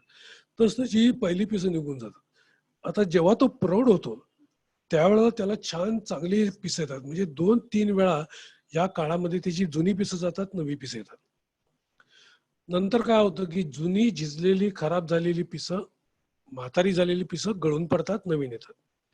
काही पक्ष्यांना स्थलांतराच्या आधी आणि स्थलांतरानंतर, म्हणजे आता सायबेरियातनं एक 5-7 हजार किलोमीटरचा प्रवास करून पक्षी भारतात येतो, तर येण्यापूर्वी त्याची पिसं सशक्त असली पाहिजे. त्यामुळं त्याला चांगली पिसं येतात आणि तो इथं येतो. इथं येस्तपर्यंत बाहेरशी घासून ती पिढं झिजलेली असतात, ती झिजतात आणि नवीन पिसं येतात. पुन्हा तो परत जातो तेव्हा पुन्हा नवीन पिसं येतात. असा काही पक्ष्यांच्या मध्ये क्रम असतो. काही पक्ष्यांच्या मध्ये विणीच्या अंगामात म्हणजे घरकाराच्या काळामध्ये रंगीत पिसं येतात, त्यावेळेला त्याची पहिली पिसं जातात आणि त्या नवीन रंगीत पिसं येतात. अशा वेळी पिसांच्यात बदल होतो. असे काही क्रम असतात. तर हे क्रम आपण तपासू शकतो आपल्या परिसरातल्या पक्ष्यांच्या उदाहरण घेऊन. पिसांचं कार्य आपण बरंचसं बघितलंय. त्यात एक प्रोटेक्शन आहे, संरक्षण आहे आणि पक्ष्याचं अस्तित्वही त्याच्यावर अवलंबून आहे. आता काय आहे की थंडी, वारा, उष्णता, पाऊस, आघात यापासून पक्ष्याचं रक्षण या पिसामध्ये होतं. त्यानंतर छद्मी आवरण म्हणून आहे की ज्याला आपण कामोफ्लेज म्हणतो. प्रदर्शन आणि संपर्क, डिस्प्ले आणि कम्युनिकेशन, अन्न मिळवणे, हे 4-5 महत्वाचे भाग आहेत. ते आता आपण बघूया. सगळ्यात महत्वाचं की पक्षी हा उडणार आहे. आता सगळेच पक्षी उडत नाहीत. ज्यांना उडायची गरज नाहीये ते उडत नाहीत. उदाहरणार्थ शाहमृग आहे तो उडत नाही. पण बाकीचे पक्षी, काही पक्षी ठराविक अंतर उडतात, काही पक्षी हजारो किलोमीटर जातात. हे पक्ष्यांच्या उडण्याच्या ह्या इथं मी काही आकृत्या दाखवल्यात, कशा कशा प्रकारे उडतात. म्हणजे उडणं हे पहिलं महत्वाचं काम आहे. तर उडणं कशासाठी? हे जगण्यासाठी, अन्न मिळवण्यासाठी आणि करण्यासाठी. आता छद्मी आवरण आहे बघा, या झाडावरच्या फांदीवर 2 रातवे बसलेले आहेत. आता त्यांच्या पिसाचा रंग आणि परिसराचा रंग खूप एकसारखा आहे. त्यामुळं काय होतं, ते परिसरामध्ये मिसळून जातात. त्यामुळं ते आपोआपच शत्रूपासून लपले जातात आणि त्यांचं संरक्षण होतं. म्हणून पक्ष्यांच्या पिसांचा रंग आणि पिसांची रचनाही त्या पद्धतीची असते, त्यांना लपायसाठी. किंवा अन्न घेताना ज्याला आपण मारणार आहोत त्याला दिसू नये, किंवा एखादा शिकारी आपल्याला मारणार आहे तर आपण त्याला दिसू नये, अशी सुद्धा त्याच्यामध्ये असतात. ही निश बघा, हा पर्पल हेरॉन आहे. हा पर्पल हेरॉन किंवा जांभळा बगळा जो आहे तो जर दलदलीमध्ये बसला तर तुम्हाला तो दिसत नाही, कारण ते गवत, तो परिसर, त्याच्यामध्ये तो बेमालूम मिसळून जातो, ते त्याच्या पिसांच्या रंगामुळे. नर मादी. नर मादी हा एक महत्वाचा घटक आहे. सगळ्या पक्षामध्ये नर आणि मादी नेहमी वेगळी दिसत नाही, पण काही पक्षाच्या मध्ये विशिष्ट हंगामामध्ये नर वेगळे दिसतात. ते जनरली गडद भडक रंगाचे असतात. त्याचं उदाहरण म्हणजे बया. इथं बघा, बयामध्ये नर आहे, याला साधारण एप्रिलमध्ये पिवळी पिसे यायला लागतात आणि सप्टेंबर ऑक्टोबर मध्ये ती पिवळी पिसं जाऊन तो पुन्हा मादीसारखा दिसायला लागतो. आणि हे जे काम आहे, नर मादी वेगळं दिसणं, ओळखणं, हे पक्षाच्या मादी आणि हा घर करायसाठी तयार झालाय हे तिला तिच्या पंखाच्या रंगावरनं ओळख.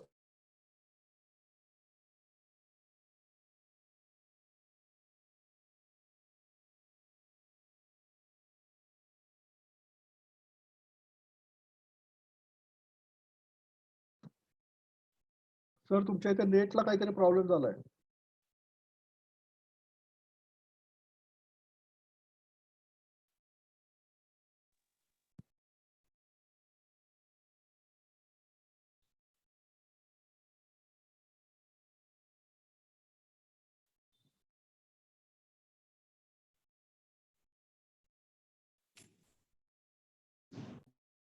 हॅलो,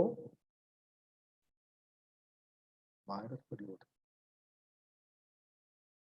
हॅलो सर, अनम्यूट करा तुम्हाला. येस, केलं. आणि सर ते हा, नरमादी पासनं काही ऐकू नाही आलं. हो, न घेतो परत मी. हा. तो डिस्कनेक्ट झाला तर थोडा वेळ. हो, हा, आता इथं आपल्याला दिसतंय नर मादी चिमणी. तर चिमणी आपल्याला दिसते की प्रेझेंटेशन नाही दिसत आहे अजूनही. दिसत आहे, म्हणजे अजूनही ते मला पुन्हा शेअर करावं लागेल. मी पुन्हा शेअर करतो सर. हो चालेल सर. कारण आता मला तो शेअर स्क्रीन पण दिसत नाही, म्हणजे मी बहुत करून आता मी माझा बोलणं ऐकू येतं. हो सर, अगदी बोलणं तर व्यवस्थित ऐकू येतंय. बरं बरं, ठीक आहे. सर काही फारसं नसेल तर, नाही तर नुसतं बोलून हे करा. आहेत 3-4 एक आहेत महत्वाचे स्लाइड्स आहेत खरं. ओके ओके सर, मी करूया शेअरिंग दिलेलं आहे तुम्हाला, परत एकदा चालू करा. हो, करतो.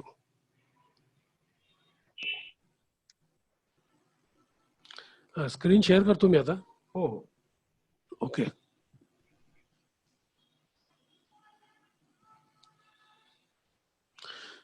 कारण 1-2 महत्वाच्या आहेत पक्ष्यांचं कम्युनिकेशन, महत्वाच्या स्लाइड्स आहेत, त्या आपण बघणार आहोत.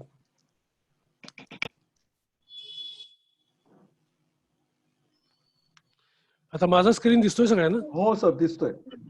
हा, ठीक आहे. म्हणजे आता ते चालू झालं. हो, ओके. फक्त मला वाटतं स्लाइड शो वरती क्लिक करावं लागेल. करतो मी. आता मी पुढे जातो. स्लाइड दिसतोय.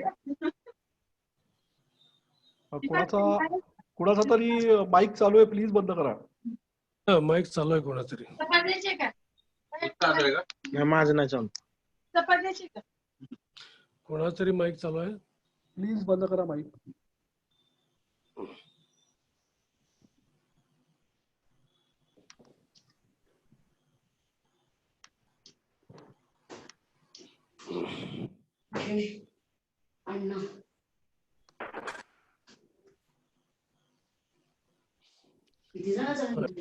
आणखीन आता स्लाइड दिसते ना माझी? Hello hello. माझी हा हॅलो हा सर सर नाही सर नाही सर नाही सर सर नाही दिसत आहे. सर मध्ये काहीतरी काळा डॉट येते. फक्त काळा डॉट.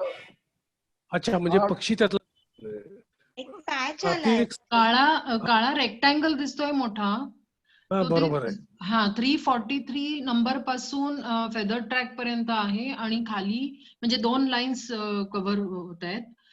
343 पासून फेदर ट्रॅक आणि A0058 पासून कोएलिशन.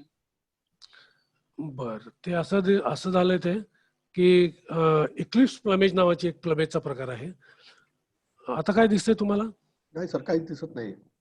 नाही Sorry. सर स्क्रीन अडकल्या तुमची. तुमचा सर स्क्रीन सर फेदर्सचा फोल्डर आहे ना तो उघडा आहे आणि हा. ती जी फेदर्सची पीपीटी आहे ना ती उघडलेली नाहीये सर. उघडलेलीच नाही. हा बर तर आता तुमचं स्क्रीनच दिसत नाही. हा, मी बघूया करूया काहीतरी घोटाळा झालाय. हो सर.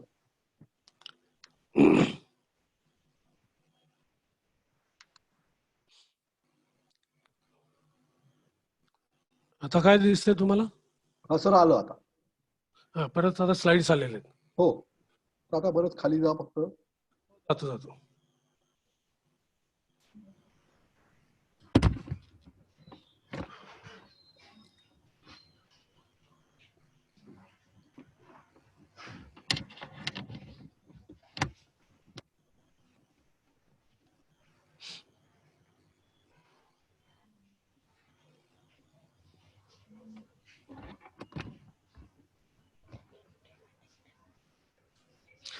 आता एक छोटी तुम्हाला म्हणजे मी आता स्लाइड शो करत नाही पण हा मधली स्लाइड दिसते तुम्हाला मध्ये. हो. हा त्याच्यामध्ये मी एक काळा बाण दाखवलाय आणि तिथं त्या सनबर्डच्या पोटावर एक काळा टिपका आहे. हा दिसतोय सगळ्यांना? हो सर व्यवस्थित दिसतोय आता. दिसतोय. आता हो आता सर मी- दिसतोय. हा याला इक्लिप्स प्लमेज असं म्हणतात. काही पक्ष्यामध्ये नरानं ब्रीडिंग सीझन झाल्यानंतर त्याचं घरट झाल्यानंतर म्हणजे घरट तो जेव्हा करतो तेव्हा त्याला या पक्षाला पिसं असतात, जांभळी पिसं असतात. एकदा मादीशी मिलन झालं की ती पिसं त्याची असा रंग येतो. अशी एक स्टेज असते. ती प्रत्येक पक्षाला असते अशी नाही. काही पक्ष्यांना ती असते, काही पक्ष्यांना बऱ्याच पक्ष्यांना नसते. तशी एक प्लमेज आपल्याला बघायला मिळते. आता त्याच्यानंतर इथे एक तुम्हाला दिसतं इनसाइट मध्ये, कारण मी स्लाइड शो का चालू केला नाही की स्लाइड शिफ्टिंगला जरा प्रॉब्लेम येते. तुम्हाला थोडी स्लाइड लहान दिसेल एवढाच फरक होईल की याच्यामध्ये काही मोराचा पिसारा तुम्हाला दिसतोय आणि बगळ्याचा पण काही पिसं दिसत आहेत. तर हे काय आहे? त्याला ऑर्नामेंटल फिदर किंवा ब्रीडिंग प्लमेज असं म्हणतात. काही जातीच्या पक्ष्यांना अशा प्रकारची पिसं येतात आणि मग ही पिसं कशासाठी असतात? तर ह्याला सेक्शुअल सिलेक्शन मध्ये याचं महत्व आहे. मादीला आकर्षित करण्यासाठी ही पिसं त्या नराला येतात आणि काही बाबतीत मादीला येतात. तर त्यावेळेला मादी नराला आकर्षित करणं, एरवी नर हा मादीला आकर्षित करतो. आता ही पिसं असतात ना ही तेवढ्यापुरती असतात. आता मार्च मध्ये मोराला पिसं यायला चालू होतात आणि नोव्हेंबर डिसेंबर मध्ये त्याची पिसं निघून जातात, कारण तोपर्यंत त्याच्या घराचा सीझन जो आहे तो संपलेला असतो. तसंच आपल्याला बगळे दिसतात. मग आता ही पिसं नेमकी कोणत्या प्रकारची असतात? Ornamental feathers are modified contour feather. याची रचना कंट्रोल फिदर सारखीच असते, फक्त त्यांच्यात काही काळापुरता बदल झालेला असतो. आता अन्न मिळवणे एक प्रक्रिया आहे, ही आपण समजून घ्या. याच्यामध्ये 3 पक्षी आहेत, एक पाणकावळा आहे, एक बगळा आहे आणि तिसरा खंड्या पक्षी. या तिघांचं अन्न मासे आहेत. तिघही मासे पाण्यामध्ये पकडतायत, पण तिघांची शरीर रचना आणि पिसं वेगवेगळे आहेत बघा. याची शरीर रचना वेगळे, याची शरीर रचना वेगळे, याची वेगळे. हा काय आहे? हा पाण्यामध्ये बुडतो आणि मासे पकडतो. हा काय आहे की हा उथळ पाण्यामध्ये मासे पकडतो आणि हा पाण्यामध्ये सूर मारून मासे पकडतो. आता यात सगळ्यांचे जरी मास्या हे जे अन्न जरी एक असलं तर शरीर रचना आणि पिसं मात्र वेगळी आहेत, कारण ते खात असलेले मासे वेगळे आहेत. आता इथं बघा, हा जो पाणकावळा आहे ना, हा पाणकावळा पाण्यामध्ये खोल बुडून मासे पकडतो. म्हणून त्याला बुडायला पाहिजे, म्हणून त्याची पिसं भिजली पाहिजेत, आणि ती भिजली पाहिजेत म्हणून ती भिजायसारखी बनलेली असतात. त्याच्यानंतर बगळा ह्याला काही बुडायची गरज नाही, त्यामुळं याची पिसं कधी पाण्यानं भिजत नाहीत.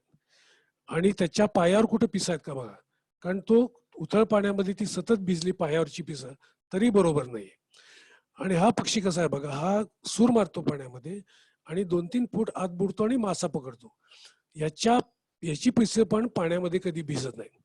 तुम्ही बघितलं का कधी पाण्यातनं खंड्या पक्षी बाहेर आलाय मासा घेऊन, खाल्लाय आणि पिसं वाळत बसले? तर नाही वाळत, कारण त्याची पिसं तशी बनलेली आहे. तर या उलट पक्षी पाणकावळा तुम्ही पिसं वाळवत असताना बघितलं असाल, कारण त्याची पिसं भिजतात आणि मग त्याला ती पिसं वाळवायला लागतात. आता आणखीन एक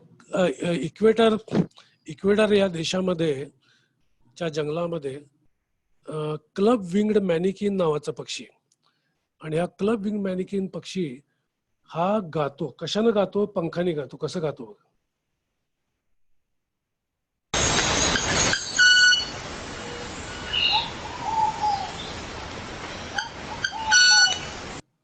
खूप वर्ष शास्त्रज्ञांना हे कळत नव्हतं.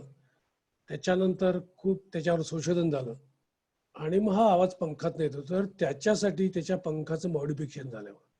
ही पंख दिसतात, ते पंखातली पिसं असतात का एरवी सगळ्या पक्ष्यांची? तर नाही, ते आवाज निर्माण करायसाठी त्याचं झालेलं आहे. आणखीन एक पक्षी आहे संपर्कासाठी, मी आता बोलतोय तर संपर्कासाठी आवाज करणारे, विशेष करून संपर्कासाठी जेव्हा आवाज करतात ते ब्रीडिंग सीझन मध्ये हे 2 पक्षी आहेत. हे नॉर्थ अमेरिकेमध्ये आढळणार आहेत. पहिला पक्षी आहे अमेरिकन वुडकॉक आणि दुसरा आहे कॉमन स्नेक. आता बघूया ते कसं संपर्क साधतात.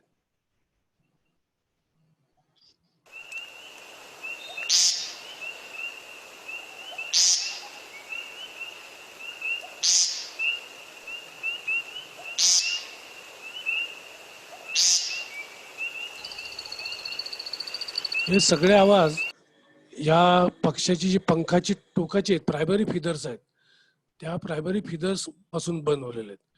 दुसरा जो कॉमन स्नाईप आहे त्याची शेपटीची पिसं हा आवाज करतात. बघा कसा आवाज करतात.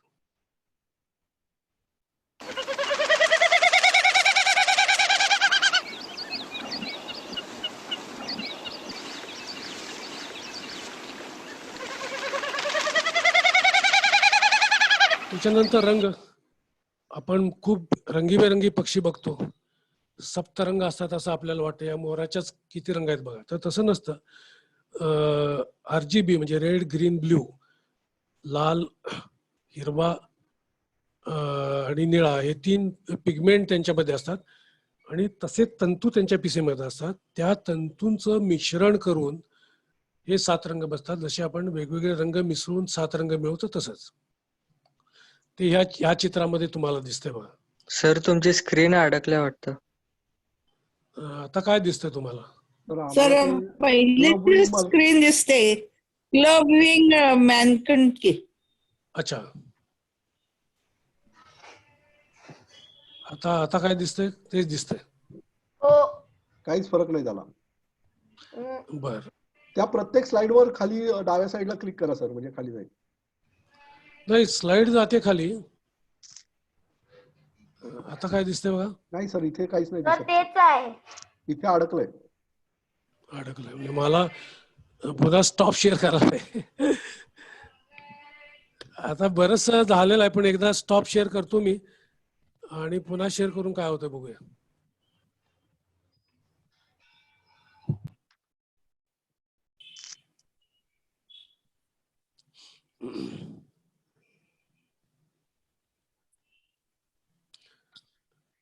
आता काय दिसतंय बघा? दिसतंय काय? येऊ लागलंय. आलं सर. आता ते वुडकॉक आलेत. हा, वुडकॉक म्हणजे आपण त्यांचे आवाज ऐकले.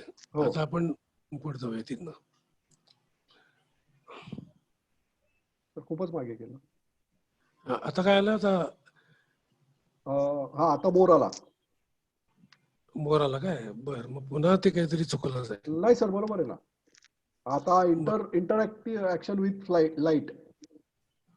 हा, इंटरॅक्शन विथ लाईट आली. बरोबर. हा. आता काय झालंय, मला दिसतोय स्क्रीन तो वेगळा दिसतोय आणि तुम्हाला वेगळा दिसतोय, असं झालंय. नाही सर, आता एकदम पहिल्यावर गेलं. बरोबर आहे. एक तर शेवटचा प्रयत्न करूया, मग आपण नुसती शंका निरसन करूया. येस. बाकी मला स्क्रीन सगळे बंद करावं लागतील असं वाटतं.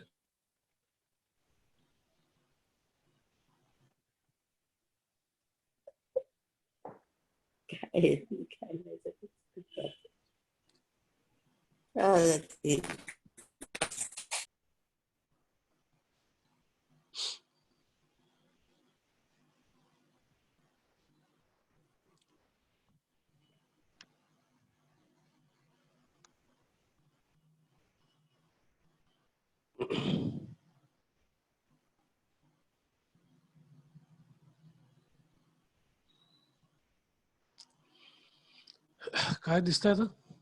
परत ते वुडकॉक दिसत आहेत. ठीक आहे, आता मोर दिसतोय. हो. आता रंग कसे दिसतात पक्षाच्या बघा. आपल्याला रंग हे परावर्तित कुठलं होतंय तसं दिसतंय. आता इंटरॅक्शन विथ लाईट म्हणजे पक्ष्यांच्या अंगावर सगळे साती रंग असत नाहीत, पण ज्या अँगल मध्ये आपण बघतो त्या अँगल प्रमाणे तिचे रंग बदललेले दिसतात. आता हे सगळं आपल्यासाठी आहे का? तर आपल्यासाठी मुळच नाही. आता जे पक्षी आहेत, मोराचा रंग कुणी बघायचा आहे तर तो लांडोरीने बघायचा आहे. तर लांडोरीला मोर नाचताना तो कसा रंग दिसेल त्याप्रमाणे तिची रचना आहे, हे आपण लक्षात घ्यायला पाहिजे, महत्वाचं. आता ऑर्नामेंटल फिदर आपल्याला पुन्हा इथं दिसत आहेत. हा स्लाइड शो इथं संपतोय. आता मी जीविदाचा इथं आभार मानतो आणि यातली बरीचशी माहिती मी स्वतः मिळवली आहे, काही नेटवरनं मिळवलेली, आणि ती तुम्हाला सादर केली. तुमच्या सगळ्यांचंही आभार मानतो. आपण काही प्रश्न असले तर विचारूया, बोलूया, आणि मग त्यानंतर आपण मी राजीव सरांच्याकडे देईन आणि मग आपण थांबूया. सर, हा प्रेझेंटेशन बंद कराल म्हणजे तुम्ही दिसाल सगळ्यांना व्यवस्थित. ठीक आहे, ठीक आहे. कुणाला प्रश्न असतील तर अनम्यूट करा, प्रश्न विचारा, आणखी परत म्यूट करा, म्हणजे सगळ्यांना आवाज व्यवस्थित जातील. एकेकाने विचारा. जेव्हा म्हणजे आता मी बरीच पक्ष्यांची पिसं साठवली होती आणि अजूनही साठवते, पण काही दिवसांनी त्याला अशी कीड लागते आणि ती संपतात, म्हणजे लिटरली ते पीस खराब होऊन जातं. तर ते असं का होतं आणि त्याच्यासाठी काही वेगळी प्रोसेस आहे का, काही प्रोसिजर असते का, किंवा आणि काय कारण आहे, म्हणजे त्याला लिटरली असे किडे लागतात बारीक बारीक. तर पीस जे आहे ना ते तुम्ही जसं आणता तसं ते ठेवता, आणि ते ठेवल्यामुळं काय होतं की त्याच्यामध्ये ऑलरेडी काही ना काहीतरी असतं, माइट्स वगैरे, आणि त्या पुढं ते काम करतात. किंवा तुमच्या घरामध्ये जे काही किडे वगैरे असतील ते त्याला लागतात आणि मग ते पीस खराब होऊ शकतं. तर त्यासाठी तुम्हाला काय करावं लागेल, त्यासाठी नेमकं काय उपचार त्याला करावं लागतं ते मलाही माहित नाहीत, पण कोणत्या प्रकारचं कीटनाशक ते आपण जर विचारलं की पिसासाठी किंवा तुमच्या त्वचेसाठी जे काही लागतं क्रीम वगैरे, तसं काही त्याला येतं का हे आपल्याला विचार करावा लागेल. मलाही त्यातलं मी निश्चित सांगू शकत नाही काय काय होतं. Okay, thank you sir. सर, प्रश्न असा नव्हता, बट जस्ट मला म्हणायचं होतं की तुमचं प्रेझेंटेशन फारच छान होतं, आणि स्पेशली जे प्रायमरी फेदर्स आणि प्रायमरी कवर्ड्स, कारण ते थोडंसं पुस्तकात जरी वाचलं तरी ते थोडंसं कन्फ्युजिंग आणि मला विसरायला होतं. पण आता तुमचं हे हा स्लाइड बघितल्यावर आय थिंक मला आता हे कायमचं लक्षात राहील. मी मिसेस अलका राव बोलतेय. हा, तो तर ते मला एक स्पेशली म्हणजे थँक्यू म्हणायचं होतं की तुमचं ते मला फारच ते प्रायमरी फेदर्स आणि सेकंडरी फेदर्स ते मला खूपच युजफुल वाटलं. आणि एक मला प्रश्न विचारायचा होता, पण तो तुमच्या स्लाइडमध्ये तो ऑलरेडी आला, कारण मी तो पर्पल सनबर्ड म्हणजे आम्हाला एक दिसला होता, आमच्या घराच्या जवळ एक पर्पल सनबर्ड होता आणि तो आम्हाला काही कळतच नव्हतं की हा फिमेल आहे का मेल आहे, कारण काही अँगल्स मधनं त्याची ती पर्पल झलक दिसली आणि फोटोमध्ये ती झलक आली, त्यामुळे आम्ही खूपच कन्फ्युज होतो की हा काय असू शकतो. पण ते तुम्ही सांगितलं तुमच्या स्लाइडमध्ये, तोही म्हणजे मला एक प्रश्न मी विचारणार होते, पण तो मला त्याचं उत्तर म्हणजे मग मिळून आता गेलं तुमच्या ह्याच्यात. पण नोंदी करताना कमी पडतो, तर तो केव्हा दिसला त्याची नोंद करायची, की तशा प्रकारची पिसं हा त्याला केव्हा दिसली, तर मग त्याचं घरटं झालंय का नाही हे हा तुम्हाला कळेल. हा तर ते आता आम्हाला म्हणजे आता 2-4 दिवसापूर्वीच दिसलं घराच्या जवळ, आणि त्याचं घरटं वगैरे आम्हाला अजून काही दिसलं नाहीये ते कुठे आहे. काही वेळेला काय असतं की हा सगळ्या गोष्टी आपल्याला दिसायची गरज नाही, पण पक्षी आपल्या पिसातनं आवाजातनं सांगत असतात. हा हा तर हे सीझन आहे, आता तो ब्रीडिंग सीझन त्याचा संपलाय म्हणलं संपला. की त्याचा तो रंग गेला, तो हम्म. पर्पल पिवळा जाऊन पर्पल जेव्हा यायला लागेल तेव्हा ब्रीडिंग सीझन चालू झाला. आता हे हा कसं आहे, प्रत्येक परिसरामध्ये तो वेगवेगळा असू शकतो बरं का. म्हणजे पर्पल सनबर्ड सांगलीत जेव्हा घरटं करेल त्याच वेळा तो मुंबईत घरटं करेल असं नाही, ओके. अच्छा. तो बेंगळुरूमध्ये घरटं करेल असं नाही. हा त्याचा वेगवेगळा असेल, त्या वेगळा वेगवेगळी पिसं त्याला त्या त्या वेळा दिसतील. म्हणजे सांगलीमध्ये समजा जूनमध्ये मला जर त्याचा इक्लिप्स प्रमेय दिसली, तर नॉट नेसेसरी दिल्लीमध्ये त्याच वेळा दिसायला पाहिजे. Okay okay okay. Thank you. Sir म्हणजे जेव्हा पक्ष्याची पिल्लं लहान असतात तर नाव सांग. मी श्रेयस अभ्यंकर. श्रेयस बोल. तर म्हणजे पक्ष्याची पिल्लं म्हणजे जन्मल्यावर त्यांना पिसं येणार असतात ना, म्हणजे आणि तुम्ही म्हणलात ती केरेटिनची बनली असतात ती पिसं, तर मग पक्षी काही असं विशेष भरवतात का त्या पिल्लांना, म्हणजे त्यांची पिसांची चांगली वाढ होईल वगैरे? नाही, असं काही त्यांचं अन्न आहे ते असं, आणि त्यातूनच त्यांना मिळतं. विशेष म्हणून सगळ्या पिलांना हे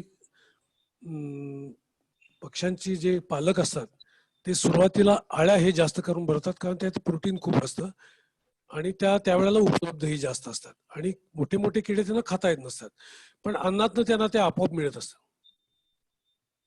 ओके. सर मी ज्योती हा. गाडेकर. हा बोल. सर, पक्षी निरीक्षण करताना आपण कोणकोणत्या गोष्टी लक्षात घेतल्या पाहिजे आणि त्याच्यासाठी कोणकोणत्या साधनांची गरज असते हे सांगू शकता का? आता थोडा हा वेगळा विषय होतोय, तरी पण सांगतो मी. आपल्याकडे काय पाहिजे की शक्यतो बायनोक्युलर असावं आपल्याकडं. त्याच्यानंतर आपल्याकडे एक पुस्तक असावं.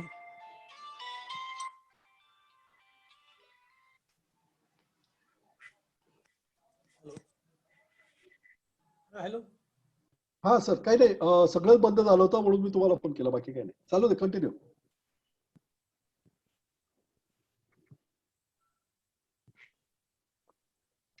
हॅलो, ऐकू येतं? हा हो सर, मध्ये सगळंच बंद झालं होतं. अच्छा. तर आता जो प्रश्न तुमचा आहे त्याच्यामध्ये आपल्याला एकतर आपण पक्षी बघायला पाहिजे, मग त्यानंतर साधनं येतात. आपले डोळे आहेत, आपले कान आहेत, त्यामुळे ज्याला जे पक्षी जवळनं बघायला मिळतात त्याच्यासाठी आपल्याला कोणती साधनं लागत नाहीत. पण नंतर मात्र आपल्याला साधनं लागतात. त्याच्यामध्ये दुर्बीण, एक पुस्तक लागतं आपल्याला, आणि वही पेन लागतं. कॅमेरा लगेच लागत नाही किंवा रेकॉर्डर पण लगेच लागत नाही. पक्ष्याचे आवाज आपण ऐकून आपल्या मेंदूमध्ये रेकॉर्ड करतो. पक्षी आपण पाहून त्याचे डोळ्यामध्ये आणि मेंदूमध्ये फोटोग्राफ करू शकतो, आणि पुस्तकावरनं वाचून त्याची माहिती मिळवू शकतो. आणि काय प्रश्न आहे कोणाचा? हो सर. सर एवढा एक प्रश्न आहे सर माझा. नयना पाटील बोलते. हो, आलं. सर, आपण पक्षी पकडायला किंवा शिकार करायला कायद्याने बंदी आहे, तसे जर आपण पक्षी निरीक्षण करायला गेलो, तिथे जर फॉरेस्ट मध्ये आपल्याला वेगळ्या पक्ष्यांची पिसं जर खाली जमिनीवर पडलेली दिसली तर ती आपण आणू शकतो का त्यालाही बंदी आहे कायद्याने? नाही, आता काय सांगतो तुम्हाला, हे सगळं कायद्याच्या चौकटीत बघायला गेलात तर त्याला ती बंदी आहे. म्हणजे आता ते पीस कसं असतं की एखाद्या पक्ष्याने दुसऱ्या पक्ष्याची शिकार केलेली असेल आणि मग तो पिसा देतो, ती पिसा असू शकतात. किंवा आता जर तुम्ही हरिपूरला गेलात तर हरिपूरला तिथं रोज हजारो पोपट जमतात, त्यांची हो. पिसं गळून पडतात, तुम्हाला खूप पिसं पडलेली दिसतील. तर तुम्ही कोणत्या उद्देशानं आणि कशा पद्धतीनं ती जमा करताय याच्यावर बरंचसं अवलंबून असतं. आणि नियम आणि कायदा लावायला गेला तर ते होऊ शकतं, पण असं कोणी करत नाही. तुम्ही एकाच पक्षाची खूप मोठ्या संख्येनं पीस गोळा करत राहिला. अभ्यासासाठी नमुन्याचं पीस गोळा करणं वेगळं आणि पेट्या पेट्यावर वेगवेगळी पिसं गोळा करणं हे दोन्ही गोष्टी वेगळ्या. त्यामुळे ते चालू शकतं. हॅलो, माझं नाव धनंजय देसाई. हॅलो, हा बोला. माझं नाव धनंजय देसाई. मला एक प्रश्न होता. जो तांबट पक्ष्याचं तुम्ही वर्णन केला एका स्लाइड मध्ये की त्याला मिशा असतात, तर त्या पक्ष्याच्या मिशा माझे इथं काही थोडे मित्र आहेत ज्यांचं पक्षी निरीक्षणावरती अभ्यास आहे, इव्हन अभ्यास ऑब्झर्वेशन आहे, तर त्यांच्या म्हणण्यानुसार म्हणणं होतं की जे मिशी असते तर ते त्याचा उपयोग घर झाडामध्ये पोखरून जे घर बनवतात त्याच्यासाठी पण युज करतात, तर ते खरं आहे का? आता हे बरोबर आहे असं आहे म्हणतात, पण it is not scientifically proved. याबद्दल कुठलाही संशोधन झालेला पेपर नाहीये. कारण हे मलाही माहित आहे आणि हे ऐकलेलं पण आहे मी, पण याचा उपयोग खरोखरीच त्यांनी त्याच्यासाठी केलाय का असं कुठं वाचनात म्हणजे जे काही संशोधन होतं त्याच्यामध्ये वाचनात आलं नाही, म्हणून मी त्याचा उल्लेख केला नाही. तर का तसं आपल्याला ऑब्झर्वेशन करायचंच ठरवलं तर आपण त्याच्यासाठी प्रोसेस किंवा प्रोसिजर कशी फॉलो करता येईल रिसर्च पॉइंट ऑफ व्ह्यू? हो, तर ते करायसाठी म्हणून डायरेक्ट तुम्हाला आता अगदी मला ते सुचत नाही इथल्या बसल्या बसल्या ते कसं करायला पाहिजे, पण आपल्याला काही वाचून म्हणा काही करून किंवा आणखीन तज्ञ लोकांना विचारून आपल्याला कदाचित करता येईल. म्हणजे कदाचित नाही, करताच येईल, पण मी तुम्हाला आता याच्यात 100% गाईड करू शकत नाही. Okay, thank you sir. चालेल. तुम्ही म्हणालात की पक्ष्यामध्ये एक स्पॉइलर असतं, म्हणजे त्याच्या पंखाच्या टोकाला तर क्लॉ सारखं दिसतं आणि इव्हॉल्युशन म्हणजे सर्वात पहिला पक्षी जो होता त्यात होते, तर तो तसा काहीतरी मला वाटतं. बर बर बर हा असतो, स्पॉइलर असतो, त्यामुळे पक्षाचा बॅलन्स जात नाही आणि उडताना नाही तर त्याचा बॅलन्स गेला असता. आणि कोणाचा प्रश्न आहे?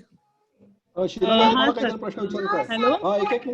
एक मिनिट थांबा सगळ्यांनी. मगाशी हात वर केले त्याच्यात ज्योती मॅडम एक आहेत आणि शिलाताई एक आहेत, तर प्लीज प्रश्न विचारा तुम्ही. शिलाताई म्हणजे त्याच काय वामनवाले आहे, विचारणार आहात? मला हॅलो, बरं जाऊ दे. हा पुढचा प्रश्न विचारा. कोण शिला विचारतात का प्रश्न? हात तिघांचे वर दिसतात मला. हो ते पण ते विचारतच नाहीये. ते म्यूट झालाय त्यांचा माईक. मी विचारू का ते स्पॉइलर हो बद्दल? विचारा. हो विचारा. विचारू का मी? हो विचारा मॅडम. स्पॉइलरचा काही वेगळा आकार असतो का? म्हणजे तो तुम्ही दाखवलात, पण तिने आता विचारल्यावर मला सुचलं की तो स्पॉइलर जो फेदर असतो तो थोडासा काही आकाराने वेगळा किंवा रंगाने वेगळा असतो का? आकाराने वेगळा असत नाही, रंगाने कदाचित स्पेशीज प्रमाणे वेगळा असू शकतो, पण एकंदरीतच त्या पंखातल्या पिसामध्ये जी कव्हरेट्स आहेत, ती वरची झाक पिस आहेत, त्याच्यामध्ये जर तुम्ही तो वेगळा बघितला तर थोडा त्याचा इतर पिसापेक्षा किंचित असा वेगळा आकार, त्याला थोडं राऊंडीच नसताना ते थोडं टोकदार असतं. Okay okay, thank you.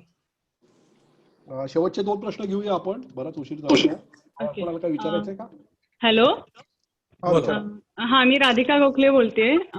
ऍक्च्युली माझा प्रश्न असा होता की काही महिन्यांपूर्वी मला गणपतीपुळ्यात दयाळाचं पिल्लू मी मांजराच्या तोंडातनं वाचवलं होतं आणि तेव्हा त्या पिल्लाची पिसं निघाली होती पंखाची आणि त्याला उडता येत नव्हतं, तर मी त्याला 2 दिवस सांभाळलं, पण नंतर मला म्हणजे समजत नव्हतं की आता हे सर्व्हाइव्ह करेल का नाही करेल, कारण फिडिंग मोस्टली आई बाबांकडून म्हणजे पॅरेंट्स कडून होत होतं त्याचं. तर अशा केसमध्ये काय करायला हवं? म्हणजे पिसं येण्याची वाट बघायची का पिल्लू सोडून द्यायचं ऍज इट इज? नाही काय होतं माहितीये का, तिथं जर पालक असतील ना त्यांचे, तर त्यांच्याकडे ते सुपूर्त करणं हे सगळ्यात सोपा मार्ग आहे. ओके. ते भरवतात आणि मग ते सर्वाइव्ह होतं. हो हो तुम्ही जर घरी आणलं हा तर ती जी पिसं आहेत ती हा परत पर्यंत त्याला आपली वाट बघावी लागते. हा ओके. बरोबर. येस. शेवटचा कोणाचा प्रश्न असेल तर आपण घेऊया, आणखी हे करूया. सर हा. हॅलो. सर हा विचारा ना, विचारा. हा पक्षी बसलेला आहे आणि तो टेक ऑफ घेतोय, याच्यामध्ये पिसांचं म्हणजे ही प्रोसेस कशी होते आणि त्यात पिसांचं कार्य काय? आता कसा तो जो पक्षी बसलेला असतो ना, तो टेक ऑफ ज्यावेळा घेतो, जर तुम्ही बारकाईने लक्ष दिलं तर तो किंचित उडी घेतो आणि उडी घेतल्या घेतल्या तो पंख पसरवतो. म्हणजे त्याला तिथं थोडी उडी मिळते, अंतर मिळतं जमिनीपासून किंवा त्या जागेपासून, आणि इमिजिएट तो पंख पसरून पंख हलवा लागतो. म्हणजे पंख पसरला की त्याला आधी ग्लाइड व्हायला मिळतं, तरंगायला मिळतं, आणि लगेचच म्हणजे मायक्रो सेकंदामध्ये त्याची पंखाची हालचाल चालू होते आणि मग तो पुढे जातो किंवा उडत राहतो. ओके. येस सर, लास्ट काही आहे कुणाचं का आपण कन्क्लूड करूया? एक असेल, आहे वेळ, एक बोलू. हो, एक पटकन विचार दिले. सर, भारद्वाज आणि हॉर्नबिल यांचे फ्लाईट पॅटर्न थोडेसे वेगळे असतात, म्हणजे थांबतात, परत पंख हलवतात.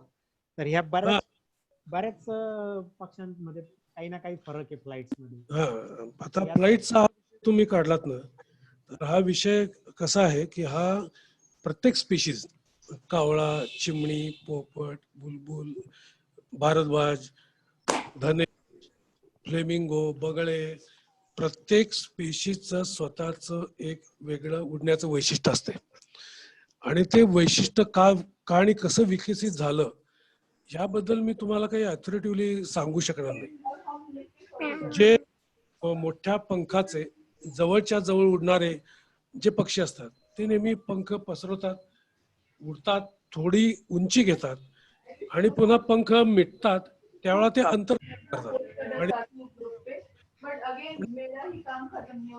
कुणाचं तरी मायक्रोफोनचा आपल्याला जसं सूर मारताना अंतर जास्त कव्हर करतात. तुम्ही हे बघितलं असेल की स्विमर बघितलं असेल तर बेस्ट स्ट्रोक मध्ये काय करतो, तो पाय झाडतो आणि लंबुळका होऊन पुढे जातो, तसं ते करत असतात. ओके. या नोटवर आपण थांबूया. खरं तर दिनेश, हा प्रश्न जरा थोडासा आपण वेगळ्या, म्हणजे प्रत्येक विषय वेगवेगळे आहेत, आणखी त्याच्याबद्दलचं खूप वेगवेगळ्या पद्धतीने आपल्याला हे करावं लागेल. आजचा विषय आपला पिसांचा मुक्त मर्यादित होता, तर त्यामुळे आपण त्याविषयी बघत होतो. तर सरांनी मला असं वाटतं की प्रेझेंटेशन खूप सुंदर दिलं. आणखी त्याच्यामध्ये मगाशी कोणीतरी उल्लेख केला तसा की प्रायमरी म्हणा किंवा सेकंडरी म्हणा, हे आपण बुकिश याच्यात खूप त्याचे फोटो बघितलेले असतात, पण ते नक्की काय आहेत हे आपण एवढं बारकाईने कळलं नव्हतं. तर सरांनी त्याबद्दल सांगितलं. पक्ष्यांच्या शरीरामध्ये किती प्रकारची पिसं असतात हे तर मला वाटतं की बहुतेक जणांना पहिल्यांदाच कळलं असेल, आणि त्या प्रत्येकाचं कार्य वेगवेगळं आहे, आणखीन ते कशा पद्धतीने इव्हॉल्व्ह झालेले आहेत याबद्दलचं सरांनी आपल्याला खूप छान मार्गदर्शन केलं. तर सर्व पार्टिसिपंट्स आणि जीविदातर्फे सरांचा आभार मानतो. थँक्यू व्हेरी मच सर, ही खूप सुंदर माहिती तुम्ही आम्हाला दिली. जाता जाता मी की पक्षी निरीक्षण करताना पक्षी पाहिल्यानंतर, ओळखल्यानंतर थोडं थांबा, त्याची पिसं बघा. तुमच्या गावामध्ये जर कुठं कबुतर पाळलेली असतात, त्या कबुतराच्या पेटीवर जावा. आता मी सांगितलं ते काय दिसते का बघा. मेलेला पक्षी मिळाला तर त्याची पिसं बघा. पडलेली पिसं हातात आली तर ती कशी आहेत बघा. घरी आणा न आणा तो वेगळा प्रश्न आहे, पण ती कुठली होती, काय होती, थोडा चौकस आपण राहूया. आणि मग मी इथे थांबतो आता. सरांनी जे सांगितलं त्या नोटवरती आपण थांबूया की चौकस व्हा. खरं तर हे आपण जे बायोडायव्हर्सिटी विषयी जे सर्व गोष्टी आहेत त्या प्रत्येकाबाबत हे अगदीच काय लक्षात ठेवण्यासारखी गोष्ट आहे, आणि विषय अनंत आहेत. तर त्यामुळे ही एक पिसं ही सुरुवात आहे. आपल्या आजूबाजूला अनेक गोष्टी ज्या आहेत तर त्याकडे चौकसपणे बघायला आपण सुरुवात केली तर आपल्याकडे खूप मोठं जग आपल्या समोर उभं होईल. फार लांब जायची गरज असणार नाही, आणि आपल्या घराच्या आजूबाजूलाच आपण वेगवेगळ्या गोष्टी बघू शकू. हे सर्व दृष्टी दिल्याबद्दल परत एकदा सरांचे आभार मानतो. सर्व पार्टिसिपंटचे आभार की रविवारच्या दिवशी तुम्ही सगळेजण एवढ्या मोठ्या संख्येने आलात. ह्यांनी मला जीविताला असेच वेगवेगळे लेक्चर घेण्याची बळ मिळेल. तर या नोटवर आपण थांबूया. आणखीन सगळ्यांना गुड बाय. Good bye. याबरोबर संपवतोय. राजीवजी आणि सर हे शेअर करू शकाल तुम्ही हो रेकॉर्डिंग? हो करणार आहोत. रेकॉर्डिंग शेअर करीन. Thank you very much. Thank you. Yes Thank you, okay. Thank you. Yes bye bye.